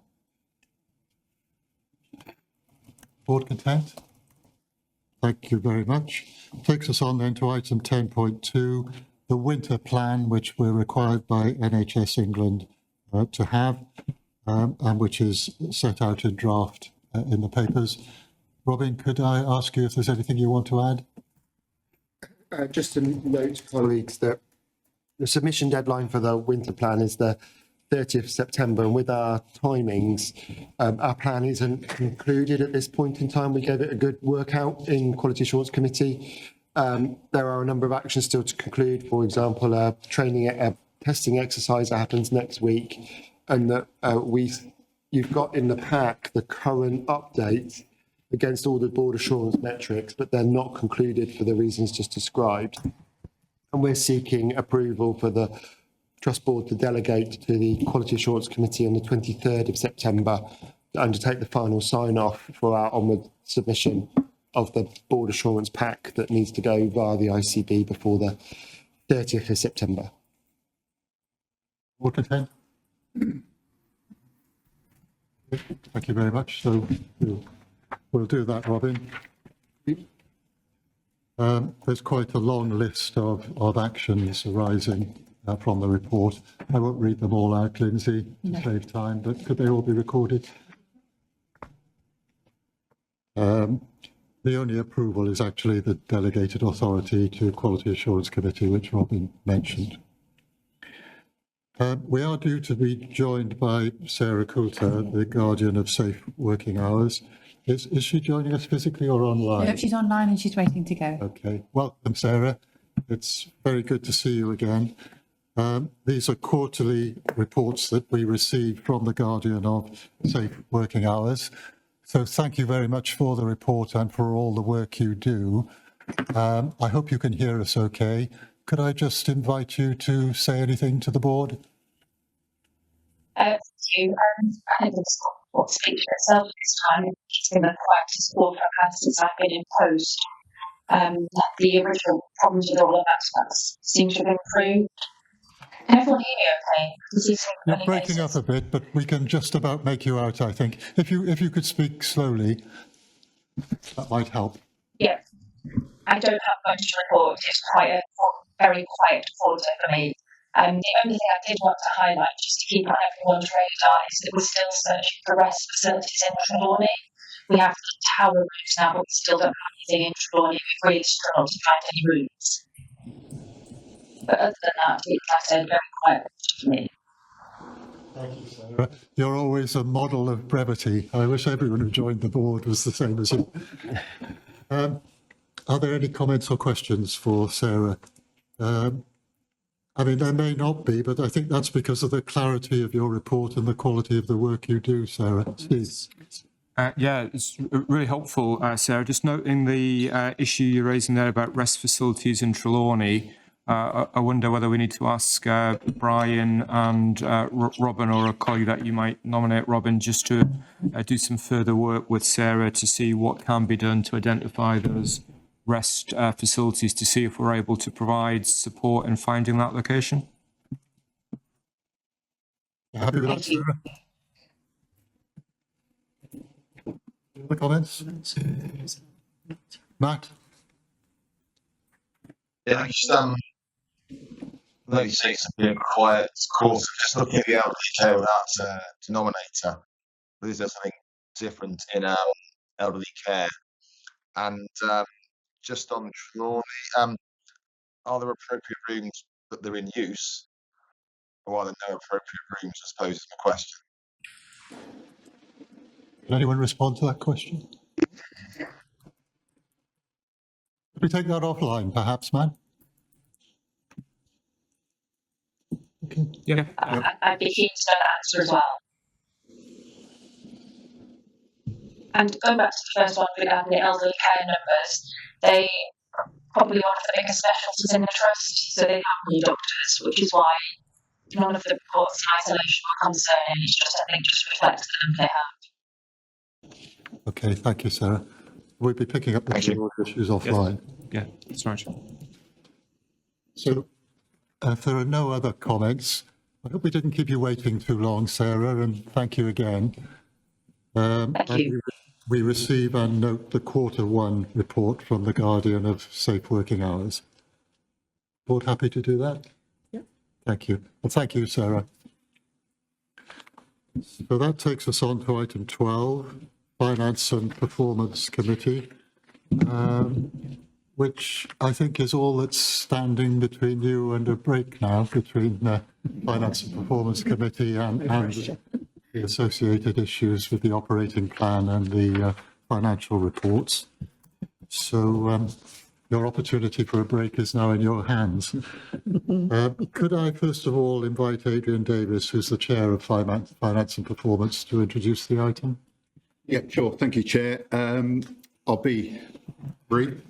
The main item that we were looking to escalate to committee was regarding the to board, sorry, was the MOU, which we've had an update on. Very, very good news on that. We approved a number of business cases for hot and cold water, critical electrical systems, the LINAC 4 works to accommodate the next LINAC machine. All good. We've changed our approach slightly in committee now, where we have a deep dive around various aspects. So in July, we had a long debate on e-care. And last month, we had a deep dive into the integrated performance report. So which we received really good feedback for.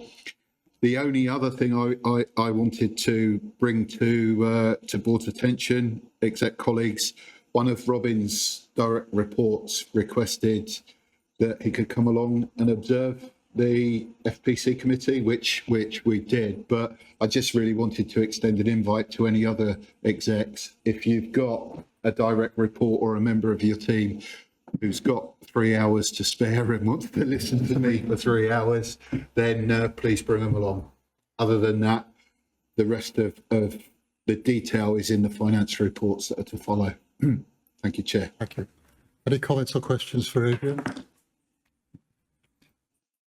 So in relation to the things you escalated, we don't need to escalate on, as it were, through Steve making representations, the question of the memorandum of understanding, because that's been received and being analysed. So perhaps we could note that we've received that and that the executives will review it. And you also noted the concern regarding deterioration in referral to treatment performance for 52-week waits. And we did anticipate some deterioration because of the focus on the 18 weeks, and you know, the IPR deals with that. So we probably don't need to discuss that now unless anyone wants to pick it up. And then we note the report from the July and August 2025 meetings of Finance and Performance Committee. Happy to move on. Thank you, Adrian. So item 12.1 is the month 4 revenue financial report. Ian, given our accountability to the public, I don't know whether you want to say anything as well about month 5, but I'll leave that to your discretion. But could I just ask you to introduce this item, please? Yeah, absolutely, Chair. Thank you. So yeah, as set out, I'll take the report as read. This is the position to the end of July, so the first 4 months of the year. In month, we had a 1.27 million deficit, which was against a plan of a £900,000 deficit. So that's adverse to plan by just over 380,000. And year to date, it takes as adverse to plan. It's worth just highlighting that adverse movement to plan is solely as a result of the additional costs that we incurred as an organisation covering the industrial action that took place during the month of July. In planning guidance and in setting our ambitious plan for the year, we were explicitly advised not to assume industrial action at that point, as none had been announced. Obviously, following the mandate that was taken by resident doctors, that has taken place. So it's only appropriate that we capture that cost and account for that at the time it occurs. There is currently no national or regional funding to support that. There is an expectation that organisations have to manage that cost implications locally. That will be challenging to do because we've already got a significant cost improvement programme and targets associated. So it's important that we try to do that and try to mitigate that. But that's the reason that our adverse position now exists to the plan. Regional colleagues are aware of that, and that's not a unique thing to this organisation.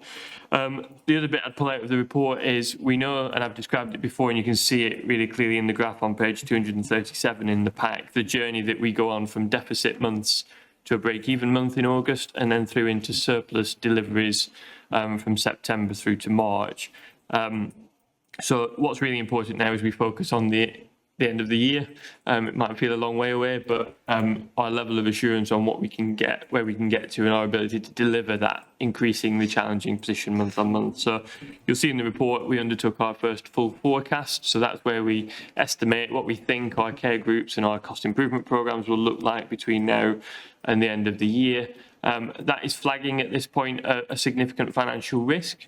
So just under £13 million of potential, and I use that word advisedly, in terms of risk that we might have around that. And that broadly splits between around about £5 million of the care group's positions and being able to deliver their financial positions, and the level of risk that we think we've got within our 49.3 million of cost improvement identified. So it's important early on in the year we bring that to the board's attention. We're working through the mitigations with all of our care groups, with our improvement director that we've got supporting us, about how we can reduce that risk further, and we will continue to report that going through. So it's really good that we had that, and we had a good conversation at Finance and Performance Committee about having that early in the year, and being able to take action that can improve that and mitigate that. In terms of our cost improvement programme, as I say, you can see in the report it's close to plan at this point. It's worth, again, advising some of our original plans have slipped slightly, and we're seeing a little bit more of non-recurrent mitigations that we're having to use to keep our overall position on track. So that's an important reflection for us to have as a board. But we're making good progress nonetheless. Our cash position, you see, continues to be above plan in the report. We had a deep dive on cash to the July meeting of Finance and Performance Committee. At the end of August, in terms of a real-time update, cash continued to be actually a very similar level, so 27.6 million at the end of August. It was 27.7 million at the end of July. So we continue to monitor that on a weekly basis, and keep a close eye on that. And then just turning to the month 5 position, I probably can give a bit more update in our board in private session this afternoon, but the headline position is that we've managed to achieve the month 5 position, so remain on plan. And as I alluded to, that's the first month of break even. So that means essentially that we've balanced our income and expenditure in the month, and then we need to continue to move forward. What was pleasing in that, and I referred to it, our executive leadership team yesterday, is that our care groups outperformed that forecast that they had set in month 4 to the tune of over £800,000. So that's really important. And part of what we're working through now with the care groups is how we get that robust forecast so that I can sit here and give you as board members and us as board members that confidence that we can continue to deliver month on month the trajectories that we've got. So yeah, it's a pleasing position, some good signs in that, but obviously need to keep full attention, as I would always say, on our finances as we balance our key priorities. Thank you very much, Ian. And underline what you've said is a huge amount of tremendous professional work. So thank you, and thank the care groups and everybody involved, because it's a hugely demanding and challenging plan. And to be approaching now halfway through the year and still be on plan, I think is an excellent achievement. So thank you. Any comments or questions for Ian? Well, it'll continue to get even more demanding as we move into the second half, Ian, but so far so good. Thank you. So could we note the month 4 financial position? And there is a slight adverse variance, but as Ian has explained, that's entirely due to the industrial action where we have to absorb costs. And note the progress and current risks in relation to the cost improvement programme. We could note what you've said on month 5 as well, and discuss it in more detail this afternoon. And finally, just to note the initial forecast outturn risk, which you've described, and the emerging financial risks, which you've also described. All happy to note those actions? Thank you very much. That takes us on then to 12.2, which is our operational and financial plan. As you know, we're required by NHS England to have a very demanding and challenging operating and financial plan. And to give us the latest update, could I turn to Ella Stacey, who's our Chief Performance, Partnerships and Transformation Officer. Ella. Thank you. I think I'll make this really quick because many of these elements have already been covered in discussions today. So from a financial perspective, obviously, we've just had the update from Ian, and previously we've had a detailed discussion around UEC.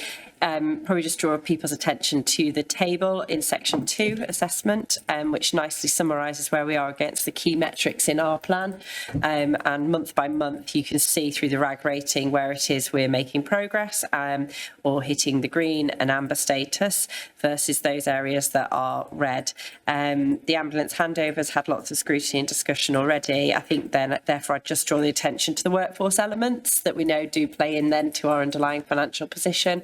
But also have a significant impact around our staff well-being and the capacity we have in the organisation to deliver the care we want to see. So I think, David, I propose I'll just stop there for time's sake and take questions rather than go through any more detail on those metrics. Thank you. Thank you, Ella, and thank you for the very clear presentation of the metrics. We can see exactly where we are. Comments or questions for Ella on the plan?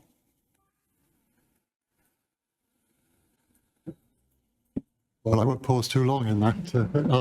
I thought we'd almost got away with it. Robin.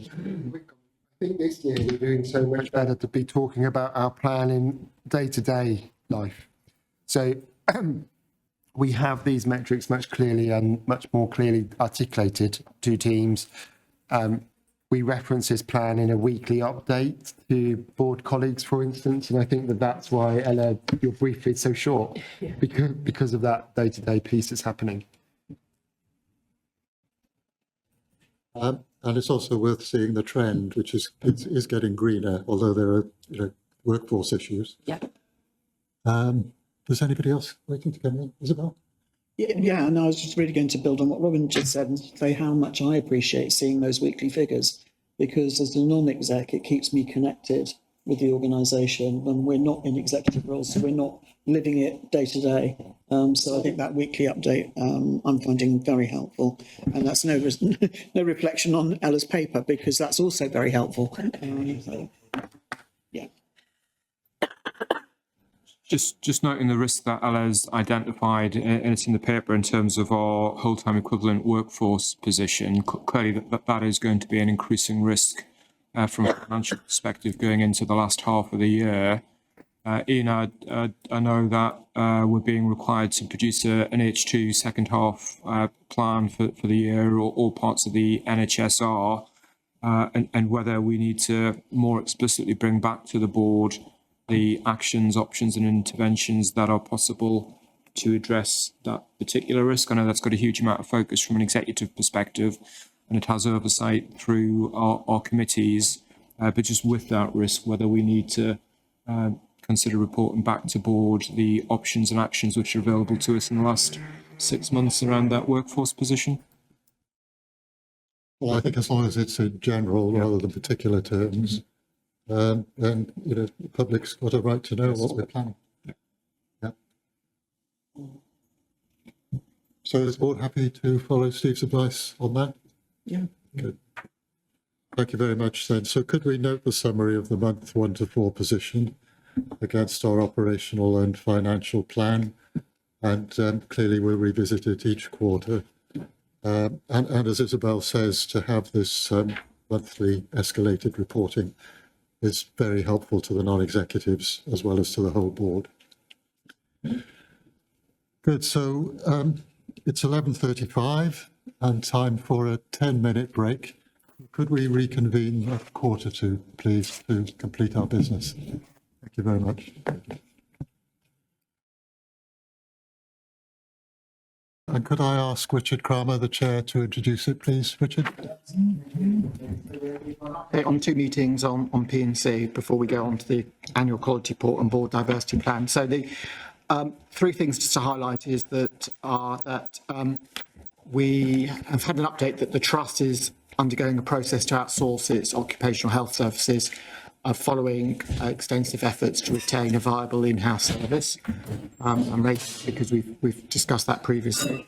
And we've also confirmed that the people and organisational development team are working on a medium-term workforce plan with finance colleagues, and we'll be discussing a direction of travel of this work at our next meeting in September.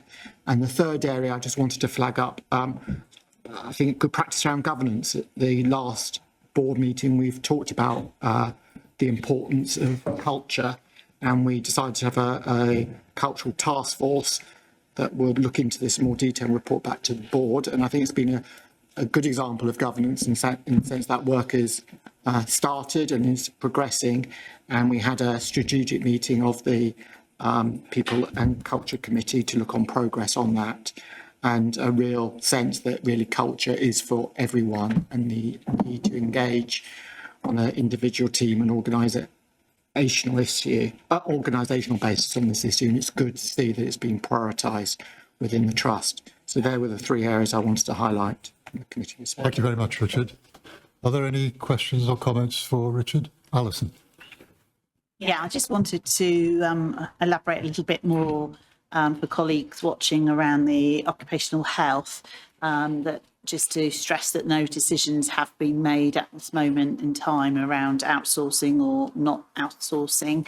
And over the last week, we've actually connected with the National NHSE Advisor for Occupational Health, Dr. Shriti Patani, who's going to help us review our process and outsourcing. Thank you, Alison. Comments? Ian. Yeah, I wouldn't mind just understanding this. I don't sit on regularly sit on People and Culture Committee. Obviously, there's a comment in there, and the committee received the personal development reviews and mandatory training assurance report. I'm just conscious when we triangulate that with the CQC report that we've seen earlier, one of the failings in that. One of the recommendations, which I know will be part of the action plan, is around statutory and mandatory training and appraisals. And I know we talked about it through Finance and Performance Committee, kind of the static nature of some of those metrics. So it's just assurance in terms of what's next from a PCC assurance perspective, I guess, on that, in terms of further steps we can take to seek to kind of get that to where we'd all want it to be. Back to you, Alison. So on statutory and mandatory training, there are a couple of actions that are currently in train. Our Workforce Strategic Delivery Group has recently reviewed all the training across the Trust and is in the process of making some changes. This is in line with the national work around standardising and optimising our statutory and mandatory training. Those changes to our HR system are being worked through. So the numbers will probably change in terms of the reporting over the next few months as we try and regularise that position. We've also seen, as per our IPR, the introduction of safeguarding level 3, which is an additional requirement. Compared to the, I suppose, slimming down of some of those historic statutory and mandatory requirements. And therefore we're working through with clinical colleagues, trying to get our uptake on that particular training up. I suppose the other next steps are around which Richard's reports indicates moving on to a new streamlined system, and we hope to be an early adopter, though we haven't yet had the notification of the new HR system. And I hope that happens for RCHT, because that would mean that it would be easier for colleagues to participate on that essential e-learning, because I know sometimes it's quite clunky to actually participate on the e-learning training. And then on appraisals, to say, I think it's really important, particularly now that all managers keep focused on their own appraisal plans in terms of who's outstanding, and try and keep those numbers coming through. Because we've had obviously a slight dip, whereas we were seeing that increases month on month over the last month. As well as the quantity of appraisals, it's the effectiveness as well, isn't it? Yes. How effective staff perceive them to be. Thank you, David, for that prompt, because there is a very clear link with appraisals and staff being valued, and then obviously in terms of then how that then manifests itself in terms of patient experience as well. Any other comments or questions for Richard? Well, given that there's nothing specifically escalated, could we receive and note the report, please, for both the July and August meetings, with thanks to Richard? And move on to item 13.1, which is our annual equality report.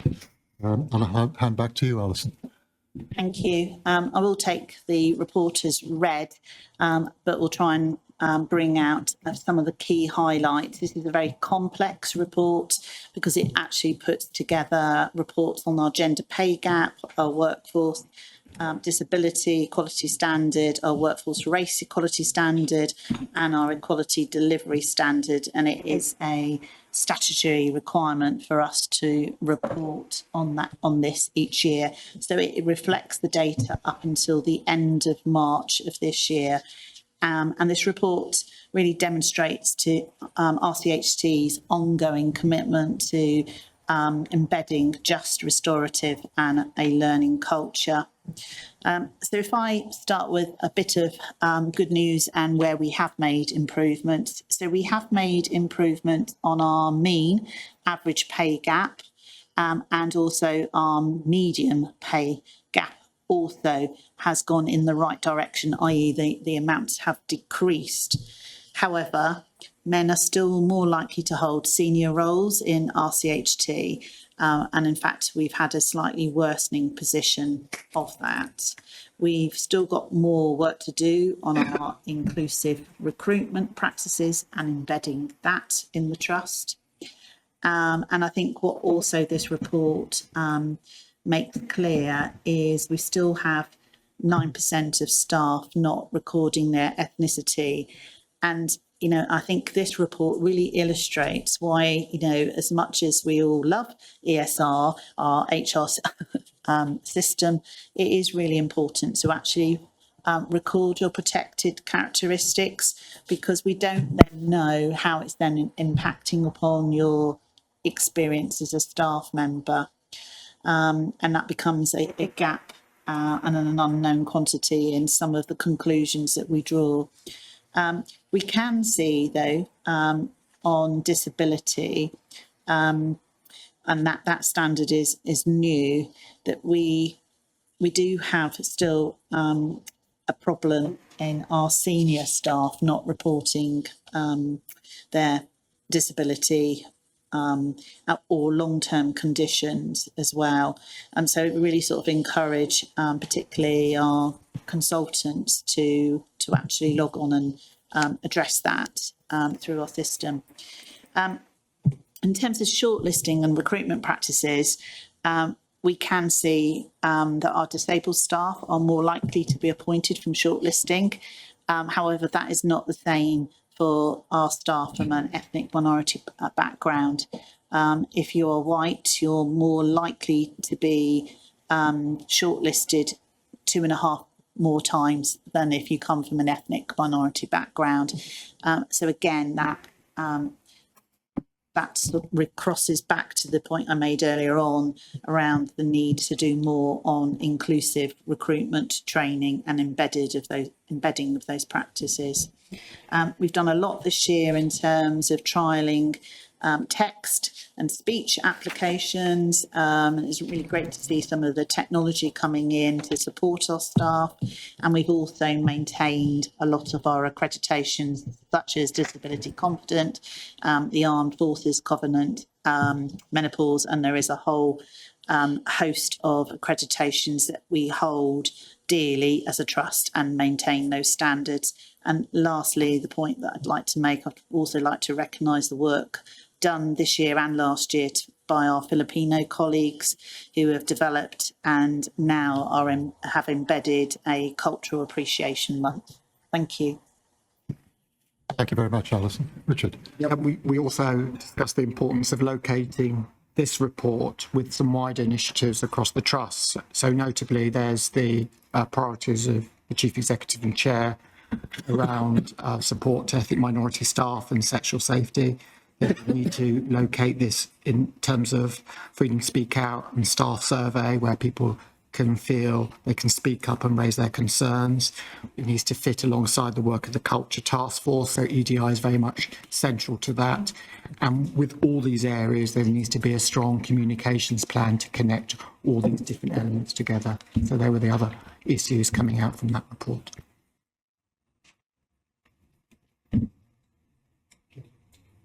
I haven't had a chance to speak to Alison yet, but we know that the 10 high impact interventions, the Chief Nursing Officer of England is absolutely spearheading that. And for Cornwall and the Isles of Scilly, I've been asked if we'll lead on the recruitment 90-day sprint challenge and what can we do that makes more inclusive recruitment. So Alison and I will put our heads together, and there's already a group of our EDI colleagues nationally who will input into that. So it won't be what we think, it will be coming from lived experience. So hopefully that will be able to drive some of the differences across Cornwall and the Isles of Scilly. Each region, I think, have been given something different to do, and then it will all come together.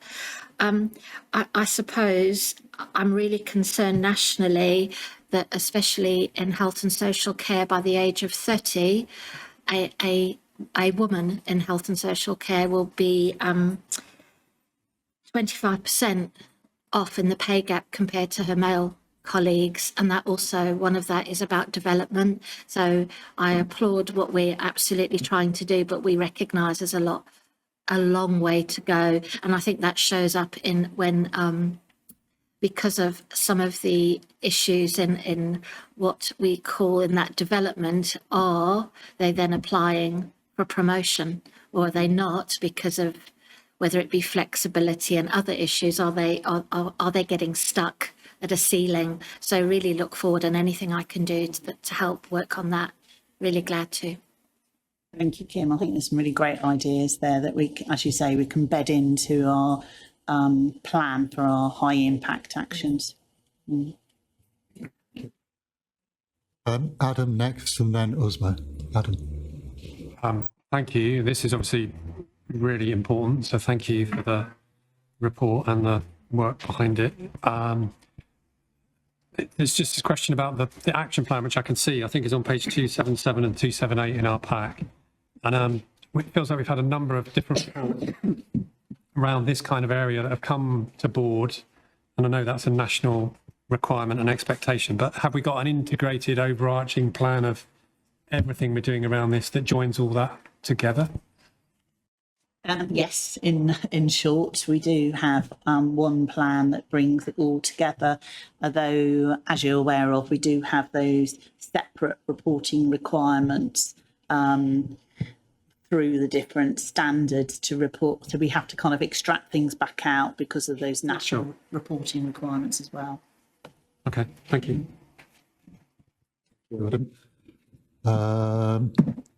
I think Uzma wanted to come in, and there's Ella and Robin. So should we go Uzma, Ella, Robin? Thank you, David. It was just on your point, Kim, on that gap we're seeing, that 25% gap in pay we're seeing for women. And I wondered, Alison, do we have any mentorship schemes internally at RCHT where we can share that kind of female leadership with our colleagues, with women that have maybe broken that barrier and have gone for those promotions? But it would be really valuable to hear more about those schemes. Yeah, we do. So we do have several mentorship programs, often within professional cohorts that we offer, as well as this year we've offered out our reverse mentoring scheme as well. And I myself am meeting my new mentor fairly shortly. So there are numerous opportunities for staff to grow, learn and develop through mentorship routes. And if anybody is interested, then, as I say, we can put them in contact with Helen Lewis if anybody would like to participate in any of those schemes. Are those specifically for female staff or ethnically diverse staff? For everybody, there is opportunities for everybody in terms of mentorship. Because I sometimes think that, you know, if there is a protected characteristic, they may be a little bit more reluctant to go for it. And if, you know, it was highlighted that what the benefits to them would be, it may be examples or case studies of other women or other protected characteristics that have gone through the scheme and then, you know, progressed, then that could, you know, encourage others to go for it. Yeah, that's a really good idea in terms of communication, actually, sort of picking up people's personal stories. I myself have participated in these types of schemes in the past, and, you know, when I first arrived in the trust, I was being mentored from an ethnic minority colleague who worked in ED. She was amazing. Yes, I think we can definitely bring those stories and share them through our communication channels. So I don't know if you'd want to comment, but I was reading last week, I think it was, just trying to think of the source, but there was some reporting of a culture among doctors of being reluctant to report differences because of the feeling that you know, there might not be full acceptance, or it might affect career progression or whatever. Is that something you recognise?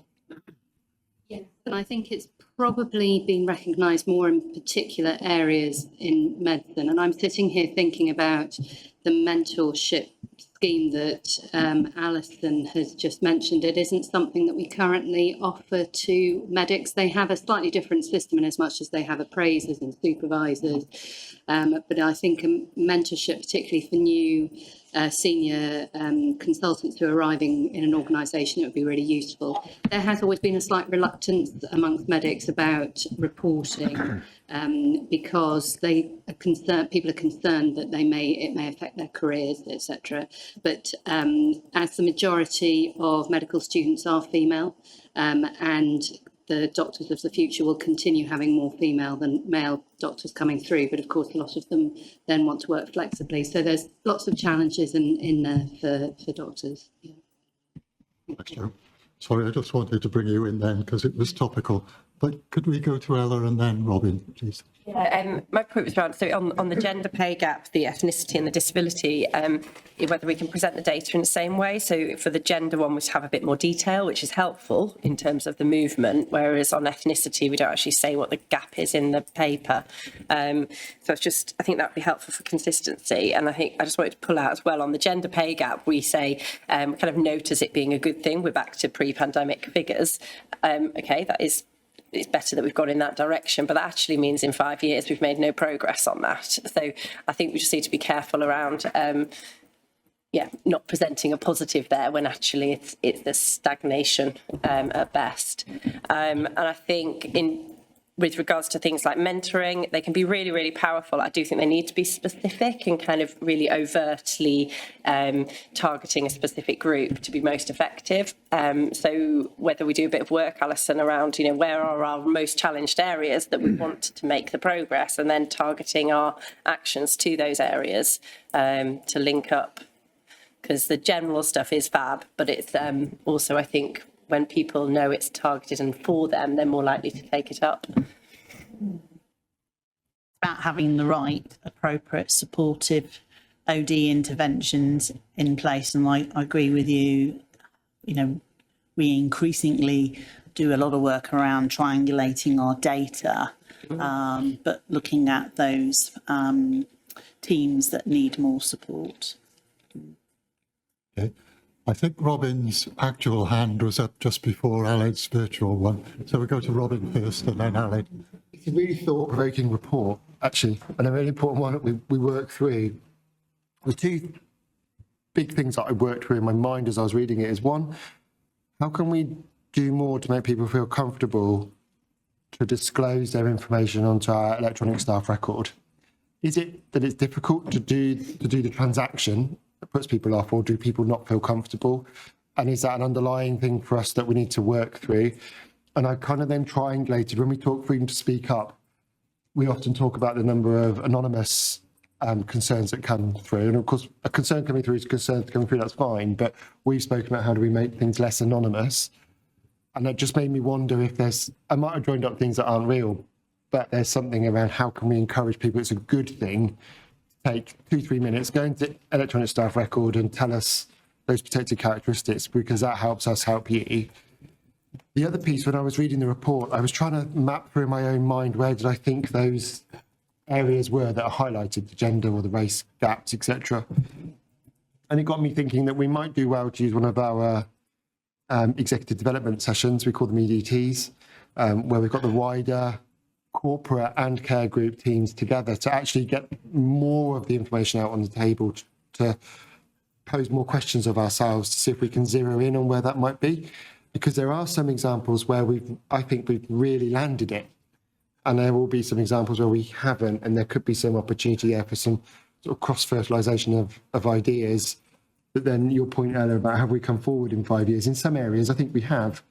But we probably haven't quite figured out where those areas are that we have moved forwards. So posing more questions, sorry, Alison, than answers, but just it's a thought-provoking paper. It is indeed, especially when you pull it all together like this.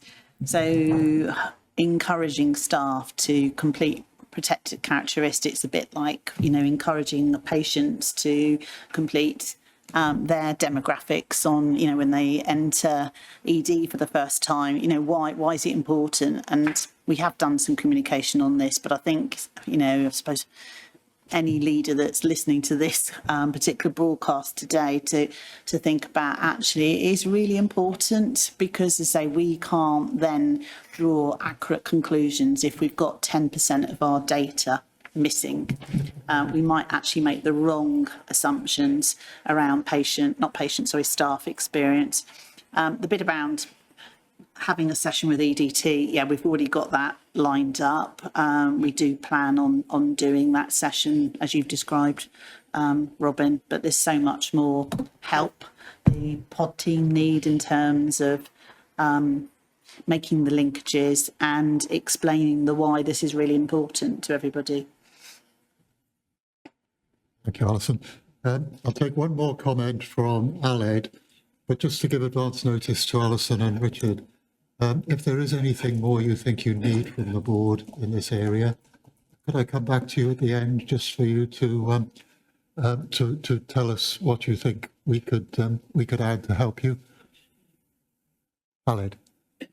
I was just bearing in mind Dr. Mike Brady's national review of LGBT plus health inequalities at the population level, and as an anchor institution, whether we should be tracking that through in terms of the population of our staff, specifically on their health, and whether there's a lot, and rightly so, focus here about gender pay gap, ethnicity, clearly, but other minority characteristics, protected characteristics, and how they feature in this. And I think Mike Brady's review is an interesting and timely benchmark exercise for us to look at the health of our population alongside our broader national review of the population. That's something you can pick up as well, Alison. So can I come back to the two of you to see if there's anything more you'd like to say? The 2 points I want to say is that, and I think we're planning to do this through People and Culture Committee, that we can give a stronger voice to the networks that we have and connect them with the meetings of people and culture. So there's a real connection between the work of the networks and us as a committee. And I think, secondly, I think we might be missing a trick in terms of making sure that the whole organisation has the strong commitment from the board level. We've got the anti-discriminatory statement, we've got your commitments as chief executive and chair, and how we connect that activity with the rest of our EDI activity, so that we're reinforcing at every stage that this is a key priority for us as an organisation. And I think if we do that, I think that will really help continue the spotlight on this work. Richard. Well, the board knows that Steve and I hold these objectives, you know, on behalf of the board. I think we've both got more work to do to develop an action plan. And I must say, reading this report, I think probably I was a bit naive to think that I could make these declamatory statements from the chair and in podcasts and so on, and things would magically improve. I mean, it's proving to be much more complicated than that. We haven't got time to go into it all now, but it is complex and each group is different. And sometimes there can be a bit of a suspicion about authority figures starting to get involved in these areas. I mean, our motives, you know, are entirely to improve the situation for staff. But nevertheless, I think we've both got more work to do. But I think it is important that both of us do hold the objective and want to do the best we possibly can.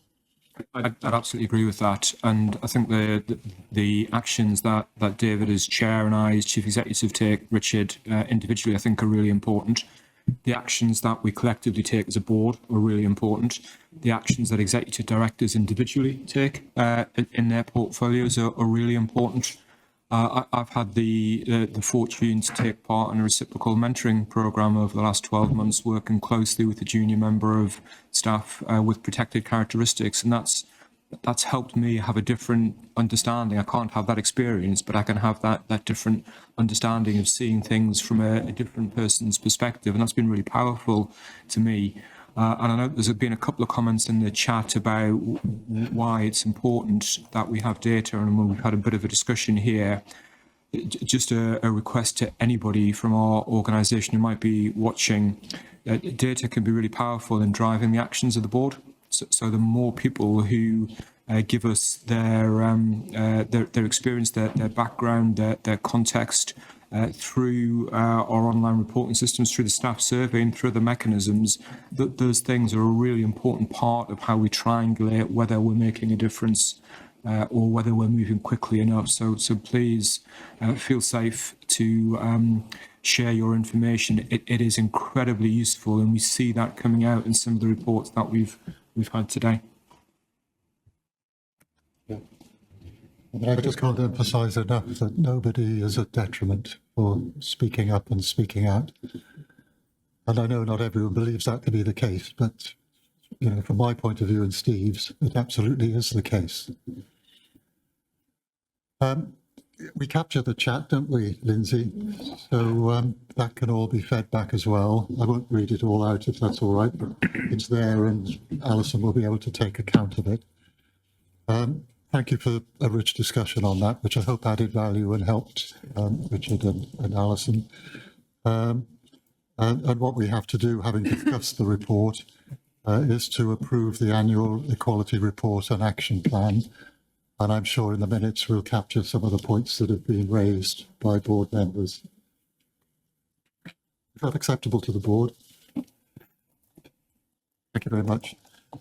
Item 13.2 is our own board diversity plan. And I'd like Lindsay to take us into this, please. Thank you. So it follows quite nicely from the discussion we've had. The board developed a board diversity plan, and this was approved last September.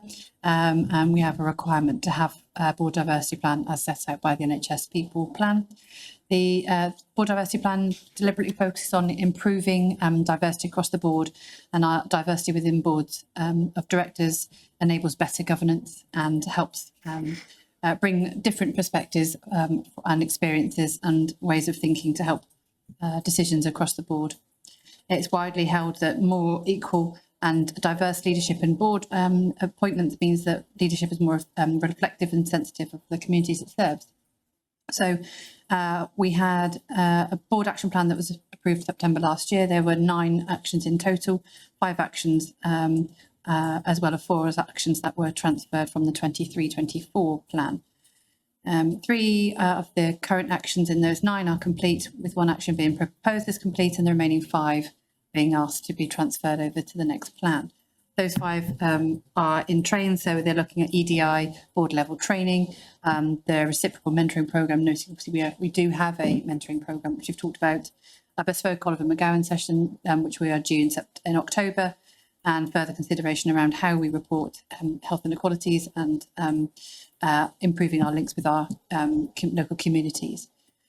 We took some key learning from the 24-25 plan, and that was that we weren't able to move at pace with the actions, and there is an opportunity through this plan that we better define those actions and the desired outcomes that we're looking for. So we'll continue to focus on the gender split that we've talked about today, and making sure that we improve our representation from underrepresented groups, and we are an active member in the Next Director programme. We did have a commitment around a 10% of our board of directors and very senior managers would be from BME backgrounds by the end of 2025. We actually discussed this at a previous board meeting where we reviewed this plan and felt that this was a stretch target, and we continue to aspire to improve diversity on the board, but we recognise that we need a bit more realistic view of that, so we didn't have any set timescales, but we really continue to focus on having a board that reflects our local population and our workforce. So there's 2 new actions in the plan which refer to embedding fair and inclusive recruitment processes and talent management, and how we can ensure that the outcomes from and themes and learning and experiences are shared across the organisation. So, Chair, I'll conclude there and I'll answer any questions, but the aim is to transfer the 5 remaining actions to the 24-25 plan and approve the overall plan. Thank you. We're probably a board that doesn't look very diverse, but we are diverse in our thinking. I think I'm assured of that. So we're not an echo chamber, but there's clearly a lot of work to do in terms of gender balance, ethnicity, protected characteristics. And boards all around the country are facing these challenges, more so in homogeneous areas.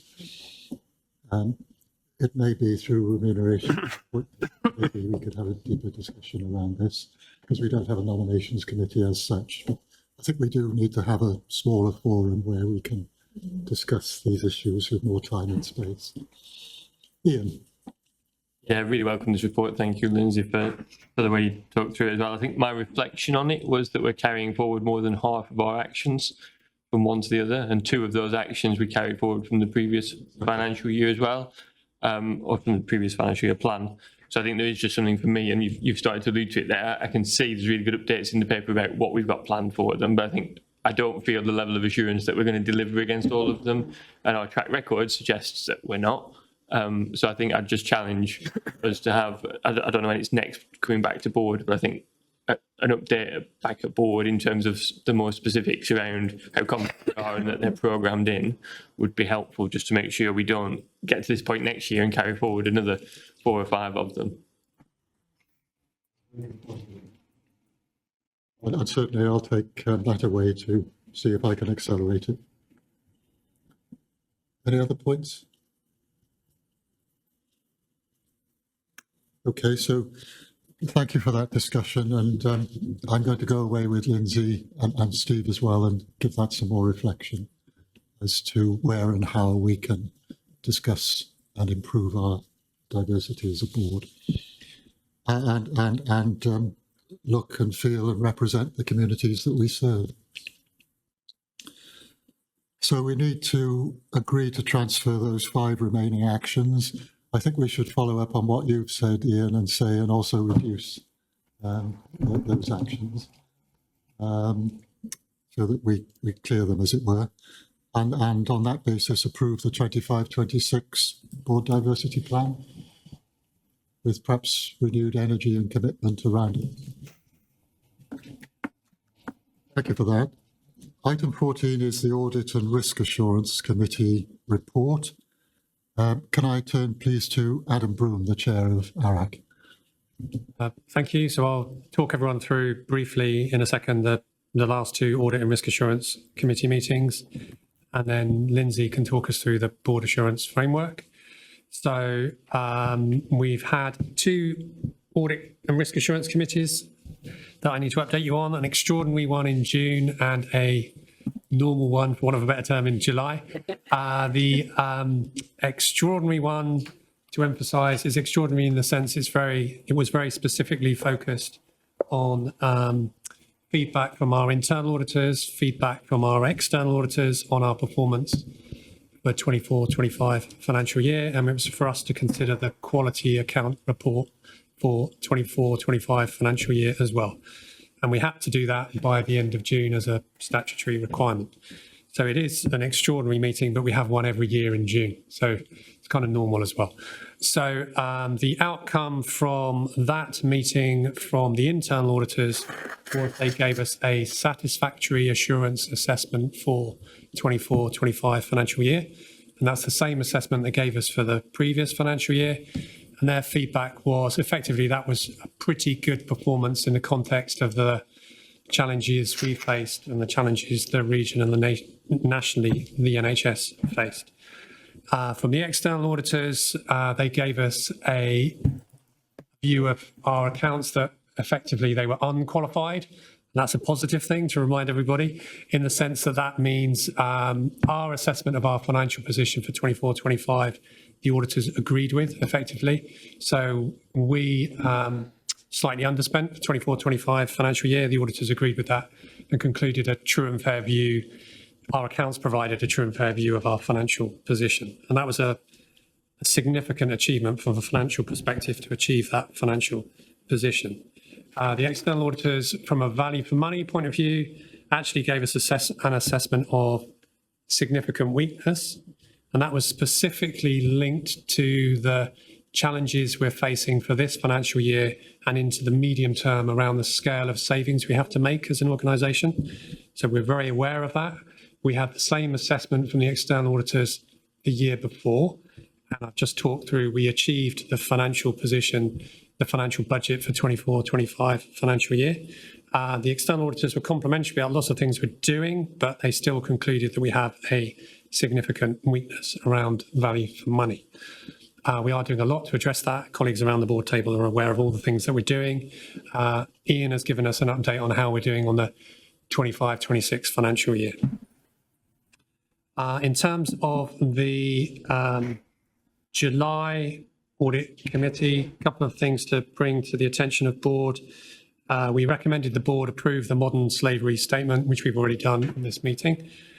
We agreed the counter-fraud annual report with no issues to bring to the board's attention.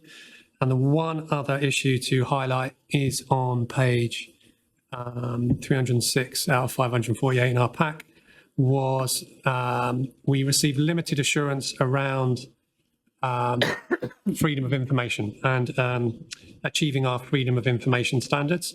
Team are working really hard, doing really good work, but are struggling to meet the required standards. So we've asked the executive to take management action to address that. So Alison may want to say something about that. I think that's everything I wanted to bring to the board's attention from the last two audit committees. Thank you.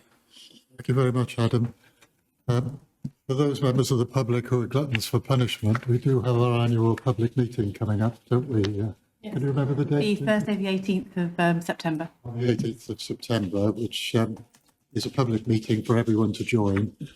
And then we'll be reporting on our annual report and accounts, and the Chief Executive will be giving an overview of our performance and development over the year, and also a forward look. So that's just a commercial for the people who want to flock to that meeting. Any comments or questions for Adam? Adrian. Yeah, not a question. I also sit on the audit committee. I just wanted to highlight to board the positive work around the data security and protection toolkit. As outgoing chair of audit at CFT, I've been following the process over the last 12 to 18 months, and there was a great deal of concern as to whether we would even be in a position to do that. But to achieve the result we did, I thought was really, really good. Good work, everybody involved. Okay. Alison, did you want to comment on freedom of information? Yes, so since we met with audit, we took back a request in terms of backfilling the vacancies that we'd got on hold within the information governance team. And I'm pleased to say, because we've been working our way through our CIP plans, so I'm pleased to say that actually the vacancies that we did have on hold were either recruiting to or about to recruit to. There is a gap between obviously the time it takes to bring people in, and also it takes about 6 months for people to be fully competent in the role, because actually the team handle the freedom of information requests, but also the subject access requests, and the team receive hundreds of requests every year, and getting their way around all the different clinical systems and know where to hunt for the right information is part of that training and development. So I'm pleased to say we've got people that will be coming in and making the team fully complemented again. Thank you. Thank you, Alison. Any other comments or questions?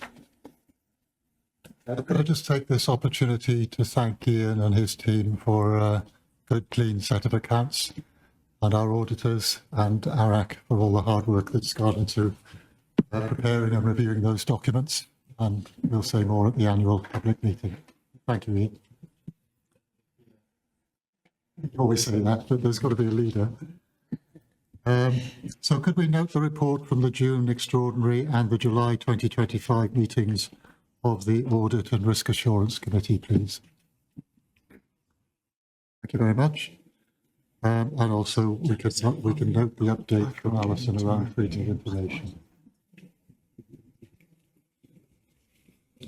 That takes us on then to our board assurance framework, which Lindsay leads us through. Thank you, Chair. So colleagues will remember that the updates to the elements of the BAF are undertaken on a monthly basis and reported to each of the committee meetings. The last time the board received the BAF was in July.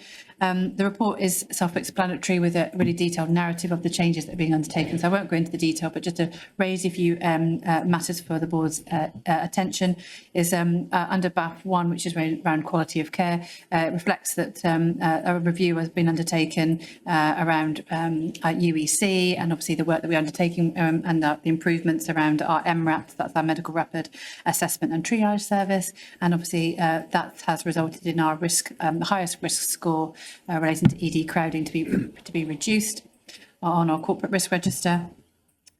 We had a new gap in assurance relating to the increase in wards, part of our Aspire ward accreditation programme that have been identified as white wards. The number has decreased. We had a good discussion at Quality Assurance Committee. The number has decreased, but obviously that is a gap for us. The BAF reflects the work around our culture task force and that this will be a key driver for change and this is developing a range of actions that will mitigate our gaps in assurance. The BAF also reflects the improved governance around our e-care programme and that FSV, future state revalidation, is on track for September. The BAF also reflects the ongoing controls that we have around our financial position and our SIP, and that's monitored through People and Culture. No, it's not Finance and Performance Committee, sorry. And then we have had, and we need some ongoing discussions around how we can reflect on BAF 5, our digital aspect around AI. And the intention is that we'll have a board development session at some point with regards to AI. The common themes remain the same, and the report highlights the areas where we're proposing closure of gaps in assurance, and there's two elements there, Chair. Thank you. Thank you very much, Lindsay. Any comments, Kelvin? Yes, it's interesting. I was reading the report and the and each element, and so an observation that kind of came across to me as I was looking across the whole range of risks that we've got. By their very nature, BAF risks are our most intractable risks in the organisation. But actually, when I looked at the tolerable risk scores, some of them are quite low from a very high starting position. And actually, we've got quite a cautious approach to risk in terms of risk appetite. So I'm trying to reconcile, well, not reconcile, but actually that's the observation, really. I think we're expecting some quite dramatic changes quite quickly.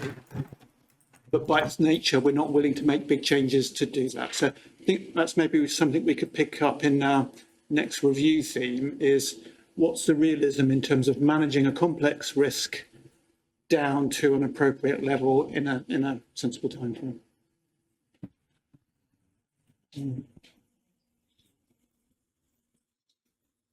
Can we pick that up with Kelvin offline, Lindsay? Well, so there's quite a deep point there, I think, that he's making. We started the conversation, didn't we, at our last BAF review, and that's really helpful. So I think we'll help take that as an ongoing discussion. Thank you.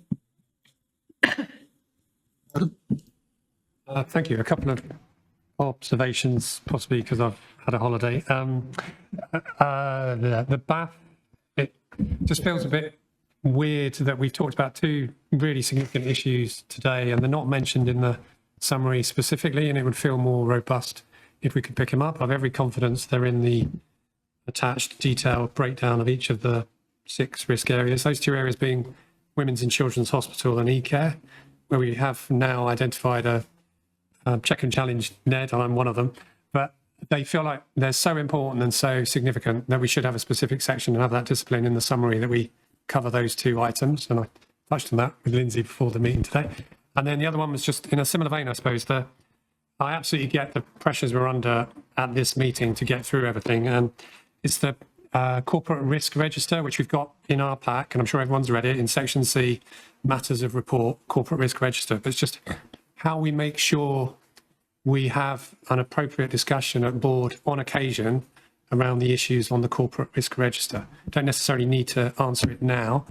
And I again discussed with Lindsay, perhaps we could integrate it into the BAF somehow, but we need to work that through. But it just felt like on occasion, things that are really significant are on the corporate risk register. And I wouldn't want the board to miss the opportunity to discuss them. So I'm just putting that out there. And that's my 2 observations. Thank you. Yeah, good point. I mean, we will have an opportunity later in the agenda for Lindsay to identify emerging risks from this meeting.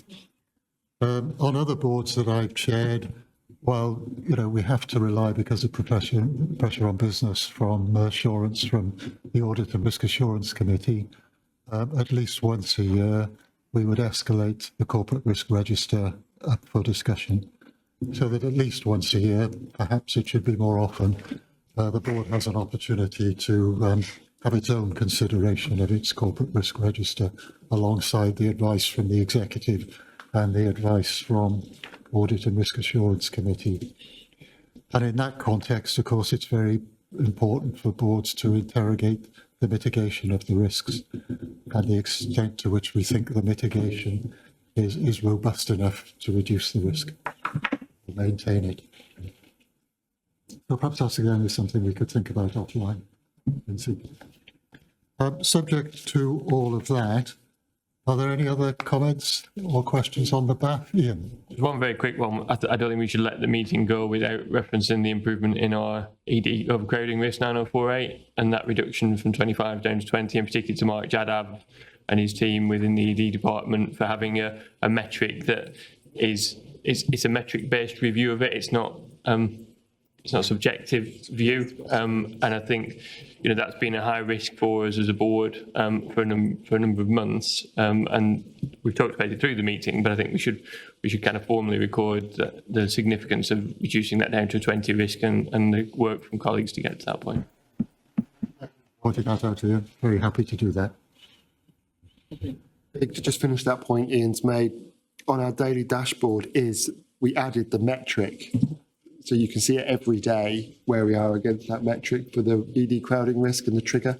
So we can see it. It's a rolling 30-day metric that we see. So to have moved into that space where it's scientifically assessed is really positive. Okay. So can we note the updates to the board assurance framework and the new gaps in assurance? Pick up Adam's point about the board reviewing the corporate risk register and discussing it.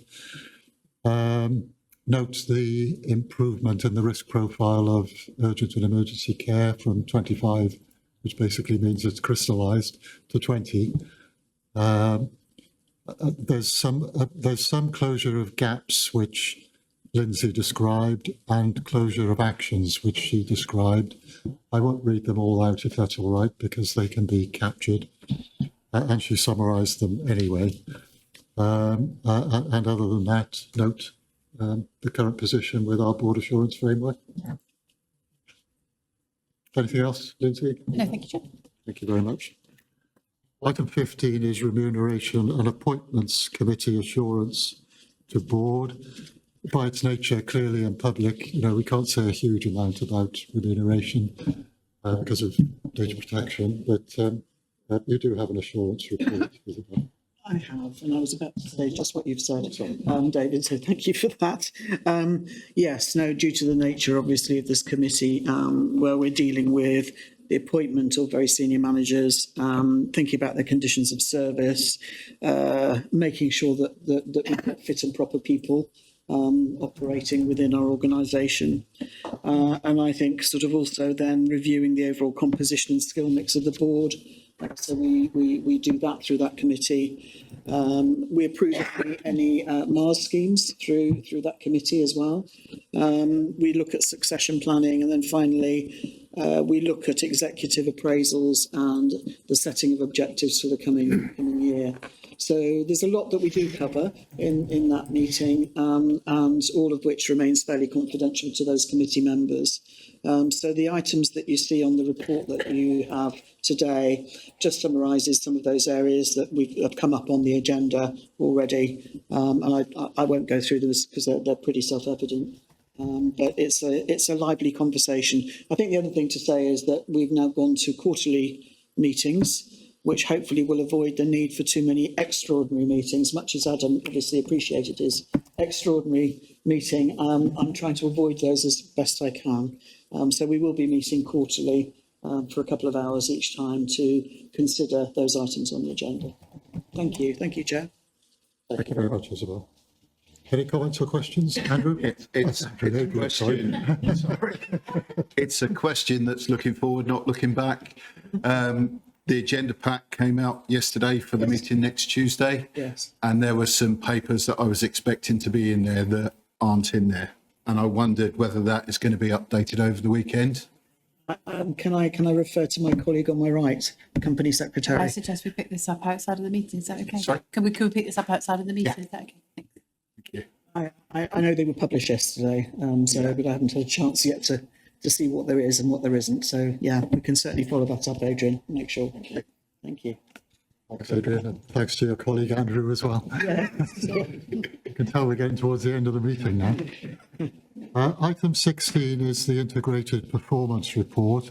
Just to say for people who may be wondering why it's at item 16, of course, we have the whole thing in front of us in case we've missed anything, but most of the big ticket items are considered elsewhere. Robin. Exactly that, David. Some numbers that we haven't covered today, because pretty much everything else I think we have, is the aggregated patient delay, which is the piece that we've spoken about, which has reduced the ED score. In the IPI, you'll see it's 8,942, and the trigger for dropping the score is the 9,000 marker. So that's just so colleagues can see that. Just to reference, in December 23, it was worse at 25,000 hours lost in that month. So you can see the material change that's been delivered. I just wanted to draw colleagues, we've spoken about fractured neck of femur. You can see in June, it was 23% of patients made it to theatre within the 36 hours. And in July, that had improved to 42%.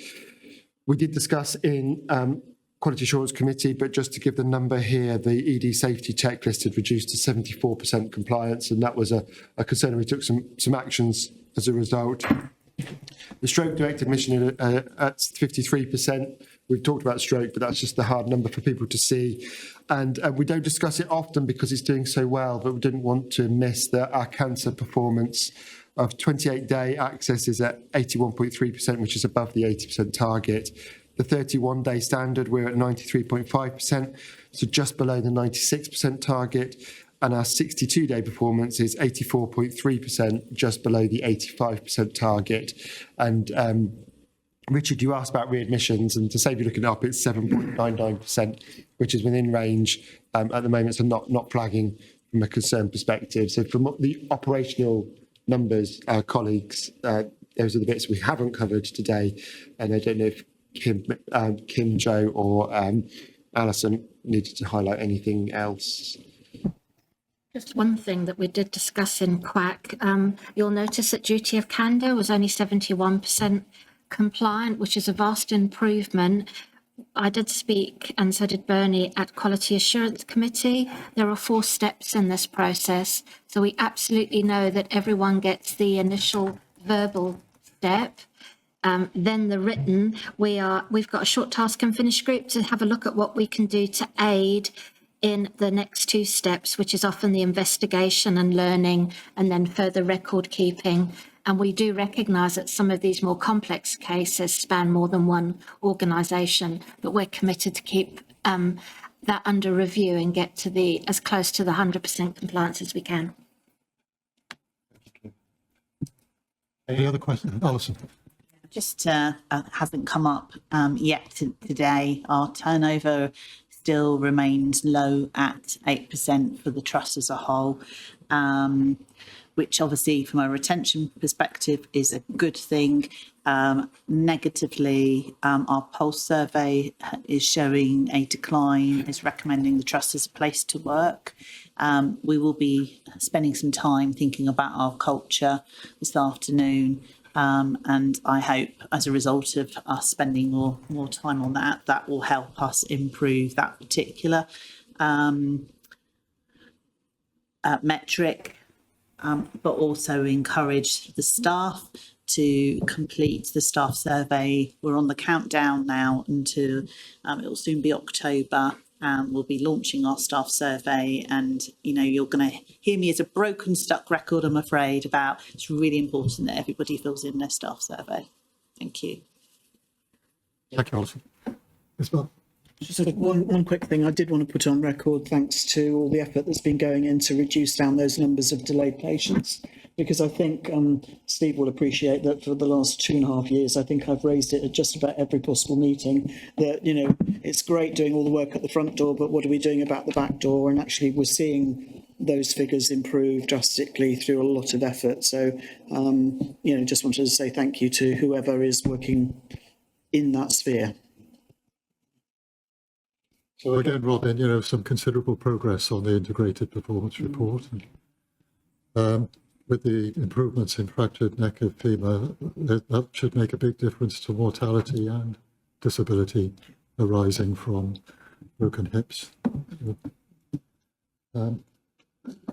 It's a positive progress there, Steve. Yeah, absolutely. And as you said right at the start of the item, we've actually covered most of the substantive parts of the integrated performance report in our board agenda.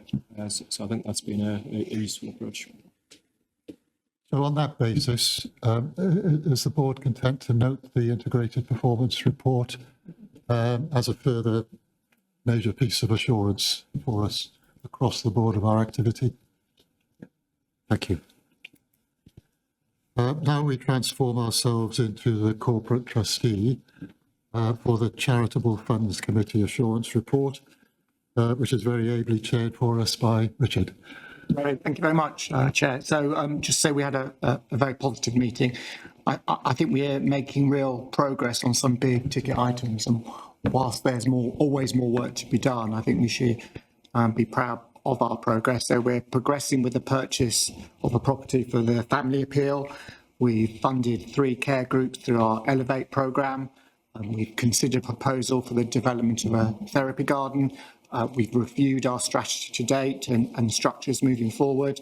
We're very keen as a committee to have more airtime, perhaps at a board development session, to talk about the impact of our work, to hear more about people who've raised money for us and the impact that we've had across the trust. And finally, we've 17.1, we've noticed the decision taken by e-governance to recommend corporate trustee to approve the use of the Mermaid Centre Fund to fund the multidisciplinary team room works and the flooring works associated with the proposed refurbishment of the centre, with more to come later. That covers everything, I think.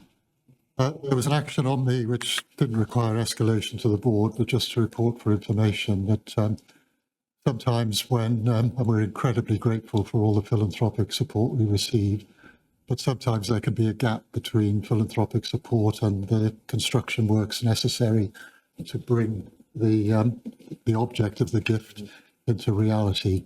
And I did raise that as requested with Steve, who's kindly offered to follow that up with the Estates Director. And I think the Estates Director is going to be joining the committee as well. Yes, this is around the Children Palliative Centre. And I know Adrian's onto it as well from a fire perspective too, so we're covering every angle to get this. There is a reputational risk associated with this fund. It's been funded by very much a high value person, and we need to honour that gift from him.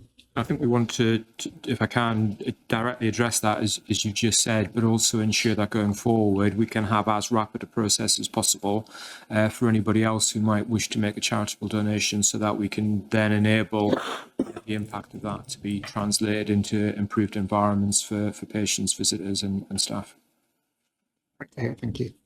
Calvin. Question on that multidisciplinary team room. So I've looked at the items, and I can't see in there the sorts of things that we're tending to put into multidisciplinary rooms now with audio-visual capabilities, so that teams can actually work with partners across Cornwall. So maybe offline, if we have a conversation, and we'll see if we can help with that. Yeah, good to do so. I don't think it is considered as a in terms of work. So yes, please. Okay, thank you very much, Richard. As you know, we don't like to use e-governance when we can avoid it. In other words, approving things offline, but we had to on this occasion. So the rubric is that when we have e-governance, we then report back to the next available board meeting on the decision that you took. So we did approve the use of the Mermaid Centre Fund to fund the multidisciplinary team room works and the flooring works associated with proposed refurbishment of the centre at estimated cost of 114,000. And I think we just have formally to endorse that. Lindsay? Thank you.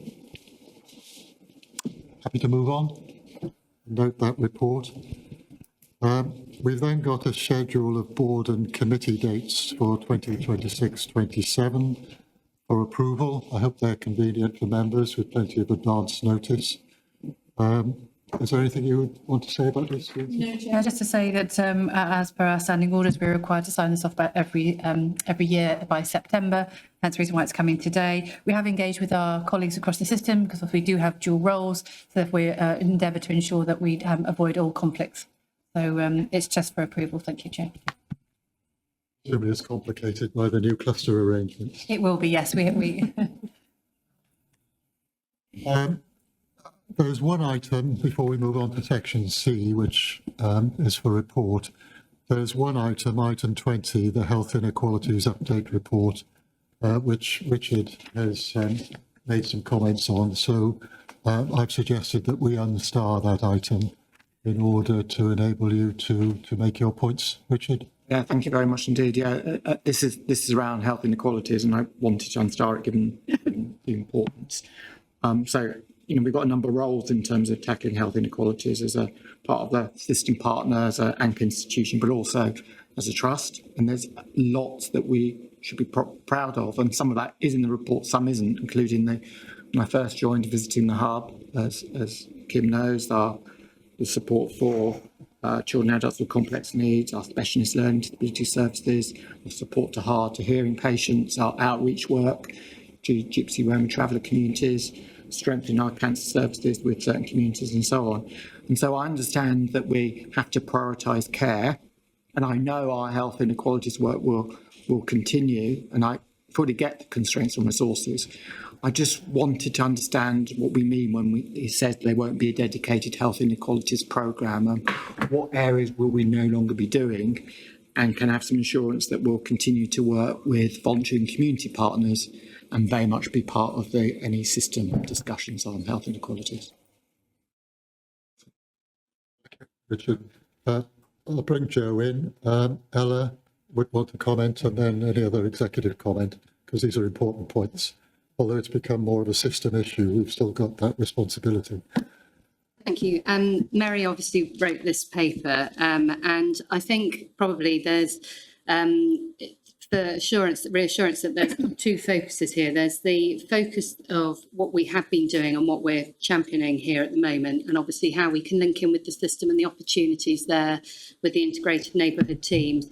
I understand that Alistair developed a steering group for health inequalities during COVID, and over time that has slowly dwindled until now it has stopped. So that, I think, is the first thing that has changed, and the lead of that group has now stepped down. Obviously, the things that we're continuing with are stated in the paper, particularly the work we are doing looking at health inequalities, particularly across planned care and also with all the emergency care that is, all the changes that we are doing, and also particularly with paediatrics. And the opportunity for us within the integrated neighbourhood teams is there are 5 pilots that have started, and the patients that have experienced those teams already have definitely had the charitable sector and a whole full multidisciplinary team, which we are starting to get involved in. It's quite exciting work, and it will obviously take, as part of the 10-year plan, take the care into the community. And also slightly more timely, this morning the HSJ has revealed the hospitals where the poor wait much longer than the rich, and I'm pleased to say that we feature very favourably in this, in that we have an extremely small gap. In fact, I think we're at the bottom of the at the very top of the table for that. So that's obviously really reassuring that, that we have favoured well in that report.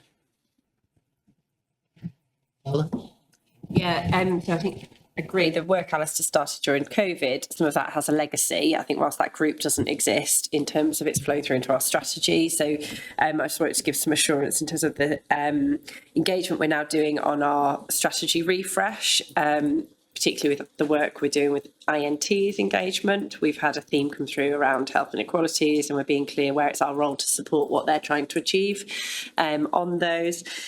And similarly, we've engaged with public health colleagues on the development of our strategy as a key stakeholder. And again, health inequalities in the work they're doing, they're providing us with some data that would show where, as an acute, we could potentially have the most impact. I think that'll flow through in the strategy refresh, and we can talk about that when it comes here. Also, research and development is an area where health inequalities significantly plays in. We have examples of having been very successful in, gaining funding for research, specifically where it's looking at health inequalities, and it's something in our R&D strategy you see come through as a key theme. Our mobile research unit is a great example of that, where we're using that to reach out to potential demographics within Cornwall that might not otherwise have access to research. And there's similarly some new trials underway in places like Penzance and Newlyn, which have a very clear health inequalities angle on them. I just wanted to share some of that, because I think whilst absolutely the leadership of this is within ICB land in terms of developing the health inequality strategy for Cornwall, we are a key part of that system and can clearly have a big influence which comes through in those areas. So unclear, just indulge. So the work at the system level continue, and I fully agree there's a shift in terms of neighbourhood, and we're part of that. There are no activities that we're going to stop as a result, save for we will no longer have the steering group. Is that correct? Okay, that's helpful. So it's worth recording that, isn't it? Very clear statement. Adrian? Yeah, just a call out really.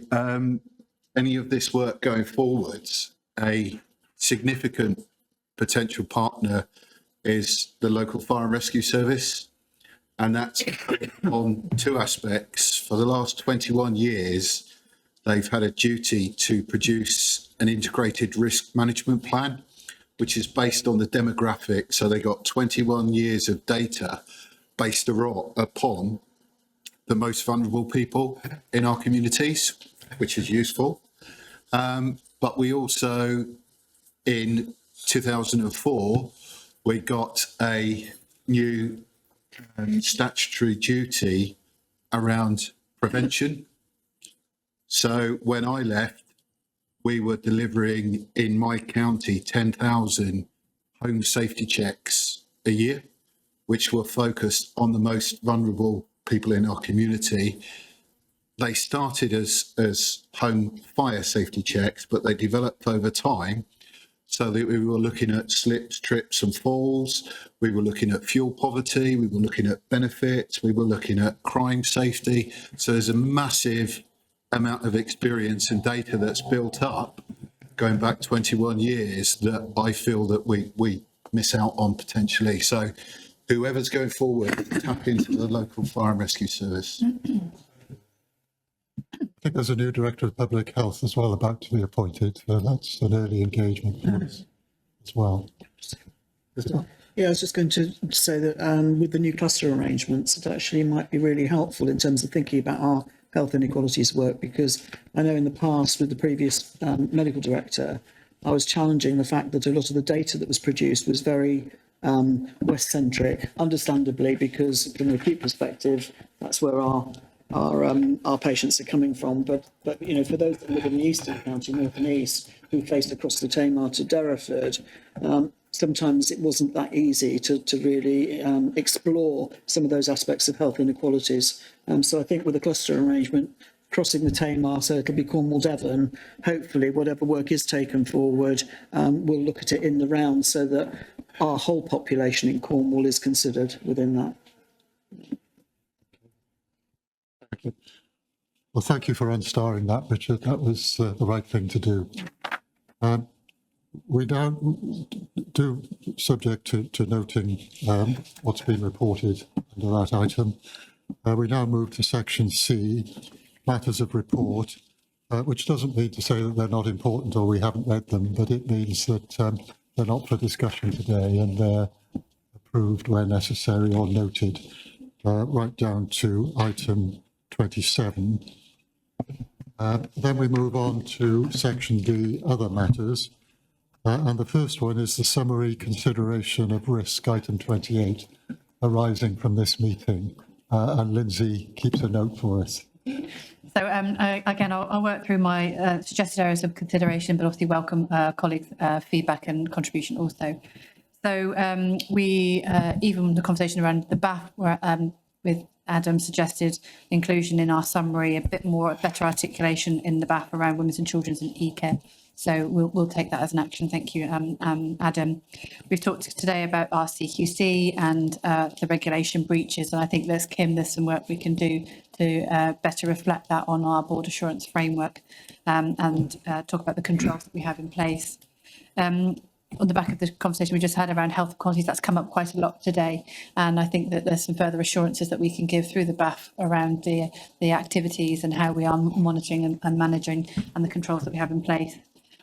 Specifically, a matter of escalation and something that is being picked up through Finance and Performance Committee around RTT and the 52-week waits. Robin, I think we need to just make sure that's reflected on the BAF and the actions that we're taking. Finance and SIP, again, we talk about it every meeting, and I mention it every meeting, but we do have controls in place, and we'll continue to have discussions and ensure that is on the BAF.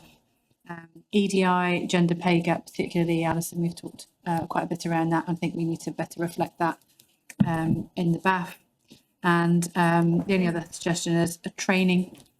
We obviously have taken an item off the BAF from BAF 1, which is around our quality of care. However, we do monitor our training through BAF 2, which is our workforce elements. And I just think we need to make sure that we capture any quality impacts through that statement. Excellent. Forgive me if I missed it, but there was also Adam's point about us actually discussing the corporate risk register. Yes, we will. Yes, so we'll take an action. Thank you. Anything else people would like to add? I thought that's a pretty good list for us to record. And then if you're ready, Lindsay, item 29 is the questions from the public. Thank you. Good involvement today. We had up to 50 people viewing our board meeting, and we have 5 questions, Chair. So I'm going to read them through, and then I will invite the relevant executive director to provide comments. So question number 1 was from Anonymous, and they say, I understand from national news that there may be further redundancies. Approximately how many redundancies does RCHT anticipate having to make? Of these, what proportions will be clinical? How any of administrative, and how many, that should say, of administrative, and how many of more senior managerial staff? And I'm going to come to Alison for that. Yeah, so colleagues obviously can chip in on this particular question as well. So we will be going through organisational change and restructure over the coming months, and we will use our normal consultation mechanisms to engage with staff and to make sure that we take this opportunity to reshape our services. We need obviously to take into account new opportunities and new technologies.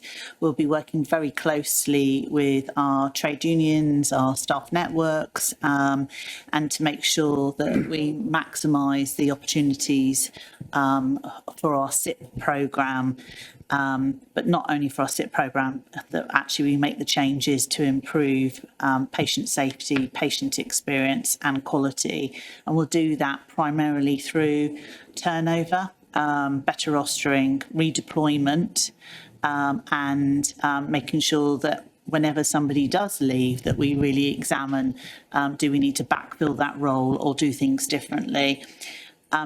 In regards to redundancies, which is at the heart of this particular question, I'm not in a position to be able to sort of say those mechanisms that I've just outlined in terms of using turnover, redeployment will be our first go-to position, and redundancies would always be a last resort. We move on to the next question. Thank you. Second question was also from Anonymous. How will RCHT ensure patient and public information standards are informed, among other considerations, by the needs of patients and members of the public who have learning disabilities and autism? And I go to Kim for this one. So we've got really good engagement with our colleagues across our patient experience group. Sorry, that came out nearly wrong. And that includes, we've got, for learning and disabilities, we have a group called CHAMPS, who are service users and come in and test some of our processes. That includes our literature, how welcome you are on the ward, what does the environment feel like, how welcoming are staff. We continue to look at all of the accessibility for all of our information, whether that be on social media, in written form, and we make sure that we fulfill all of the regulatory obligations, and we'll continue to do that. We also try and align where we can across providers or system users, which then takes out variation and makes sure that we're all working and can articulate what that means in the pathway. Okay. Our third question was also from Anonymous. They posed the question of, are there any plans to ensure digital patient records at RCHT are compatible with those of University Hospitals Plymouth to avoid duplicate appointments? We go to Kelvin for this. Yeah, so we've already got teams working from RCHT and our colleagues at University Hospitals Plymouth to ensure that we can share data between our respective programmes to implement new electronic patient record solutions. As you know, that's our eCare programme in RCHT, and in Devon it's the One Devon programme. Those efforts are actually building on existing solutions that share data across Devon and Cornwall. So we've got something called the Devon and Cornwall Care Record, which contains information on patients. That will be expanded as a result of these programmes. So more information will be shared between the platforms. And actually that sharing goes beyond the two acute hospitals. It's actually available to a wide number of organisations across both counties, including actually social care. All of that is actually part of the national thinking around the 10-year plan and analog to digital. And one of the initiatives in there, the single patient record, we're expecting that what we're doing will be compatible with and evolve into that single patient record in the coming years. Thank you. Question for also from Anonymous asks, what changes can patients and members of the public already see or expect to see as a result of the RCHT response to the CQC report? And I go to Kim. It's a really good question, isn't it? We've had a lot of conversation about what it means clinically, but if you were a service user and coming in to use, what can you see? So you should be able to see quicker ambulance response times. Patients are being brought through from the ambulance into our ED department. We've got the new clinical model, so that automatically streamlines you from being medical emergency, so you'll get quicker access and assessment by the right clinician at the right time. Our corridors and our escalation spaces, while still in use, decrease in use, and we're working to reduce that even further. It absolutely improves the patient and family experience of using our services. You're not having the delays. You're able to ask the right questions at the right time from the right multidisciplinary team. For us, we've just spoken about it, you've got improved access to your stroke department, for example, trauma, and so we're able to make sure you get to theatre for, say, fractured neck or femur in a more timely. There's less movement within the hospital, so often as a patient, we hear, and having read the complaints, you're moved multiple times. Actually, right person, right place, right time is easier to achieve, and especially we have less out of hours movement, especially for elderly and frail, which is really important. It helps us to do a more timely discharge. So you hear us talking about we need so many people home before lunch. That's because we can then make sure people are home safely, have the right care put in place, and most importantly, we're able to turn the beds around. And then we'll continue to monitor it to improve. So whilst we say it's a 45-minute ambulance hold, we're working really hard to get that down to 15 minutes. So that will be a further improvement. Thank you, Kim. And our last question was from Richard Evans. Richard asked, are there any plans to upscale and integrate AI at RCHT to help identify upstream modelling in relation to the new targets set by government, as other trusts are doing this to help deliver more efficient delivery of services? I'll go back to Kelvin. Yes, again, AI comes in many forms, and actually we're actively working in a number of the different areas and already have capabilities. So some of the existing AI capabilities are already in diagnostic imaging, and that's being used to help those processes. And working with our partners across the system, primary care already uses an AI risk tool to identify people at risk of coming to our ED department. So already there in terms of a number of capabilities, but we are absolutely scaling up. Our clinicians are already trialling the voice transcription capability to help them with their work. And in terms of modelling, as per the particular question, our ICB colleagues, as we touched on this morning, because this is across the whole system, our ICB colleagues are already doing some modelling in this space. And we are planning within RCHT to develop similar capabilities. There's a sequencing to these things. E-care is a really important part of much of the sequencing, because that puts in place the modern capabilities that we can then build on even more effectively with this. So absolutely, yes, it's a plan, and there will be more updates over the, I'd say, months and years in actual fact, because this is going to be a big part of the 10-year plan. Take the questions. It's the questions. Thank you. Thank you. Thank you to members of the public for those very good questions. We're coming to the end of the meeting, but it's important that we take a beat at the end just to reflect on the meeting, what you think worked well, what could have been improved. Just to give Kath notice, I'll come to her in the private board in case she wants to make any contribution this afternoon. But for now, could I just invite any comments on the effectiveness of the meeting or otherwise? Adrian? I thought it was a very good meeting, plenty of debate, and plenty of questions from the public, which I thought was really, really good to get that engagement with our communities. For me, if you think the integrated performance report is 54 pages long of detail, but I've only needed to have picked out a few bits where we need to just give some numbers against, just shows how the papers interrelate to what I call the Bible of how the hospital's functioning. I think is a real positive. Awesome. Challenge today. And even better if I was reflecting on the suggestion that Adrian made around, our staff attending committees for development opportunities. And so I was just wondering, even better if we kind of advertise those opportunities, but either to, shadow ourselves as executive directors or participate and observe committee meetings when appropriate.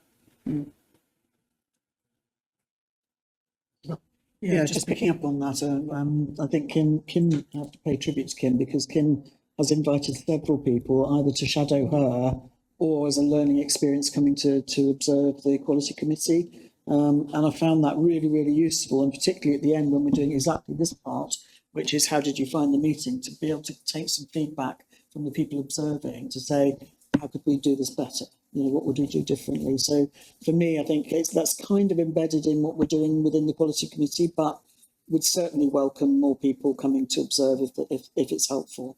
So I always think it's a really great development opportunity to understand more about what the hospital is trying to do. So I would welcome it.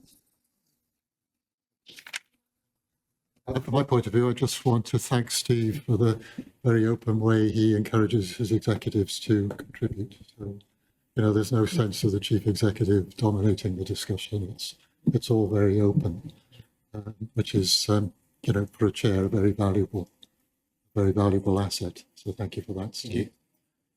You'll soon have an AI chair who can get through the business than I do, but And she will be very good. she will. We've already got a shadow chair, of course. But we are pretty much on time, actually. The date of our next meeting is the 6th of November. So we'll have half an hour now for stretching our legs and something to eat. And we'll reconvene at 1:45 for the private board. So can I thank you and thank members of the public, members of staff, and anyone else who may be watching for your attendance, and close the meeting. Thank you. Thank you.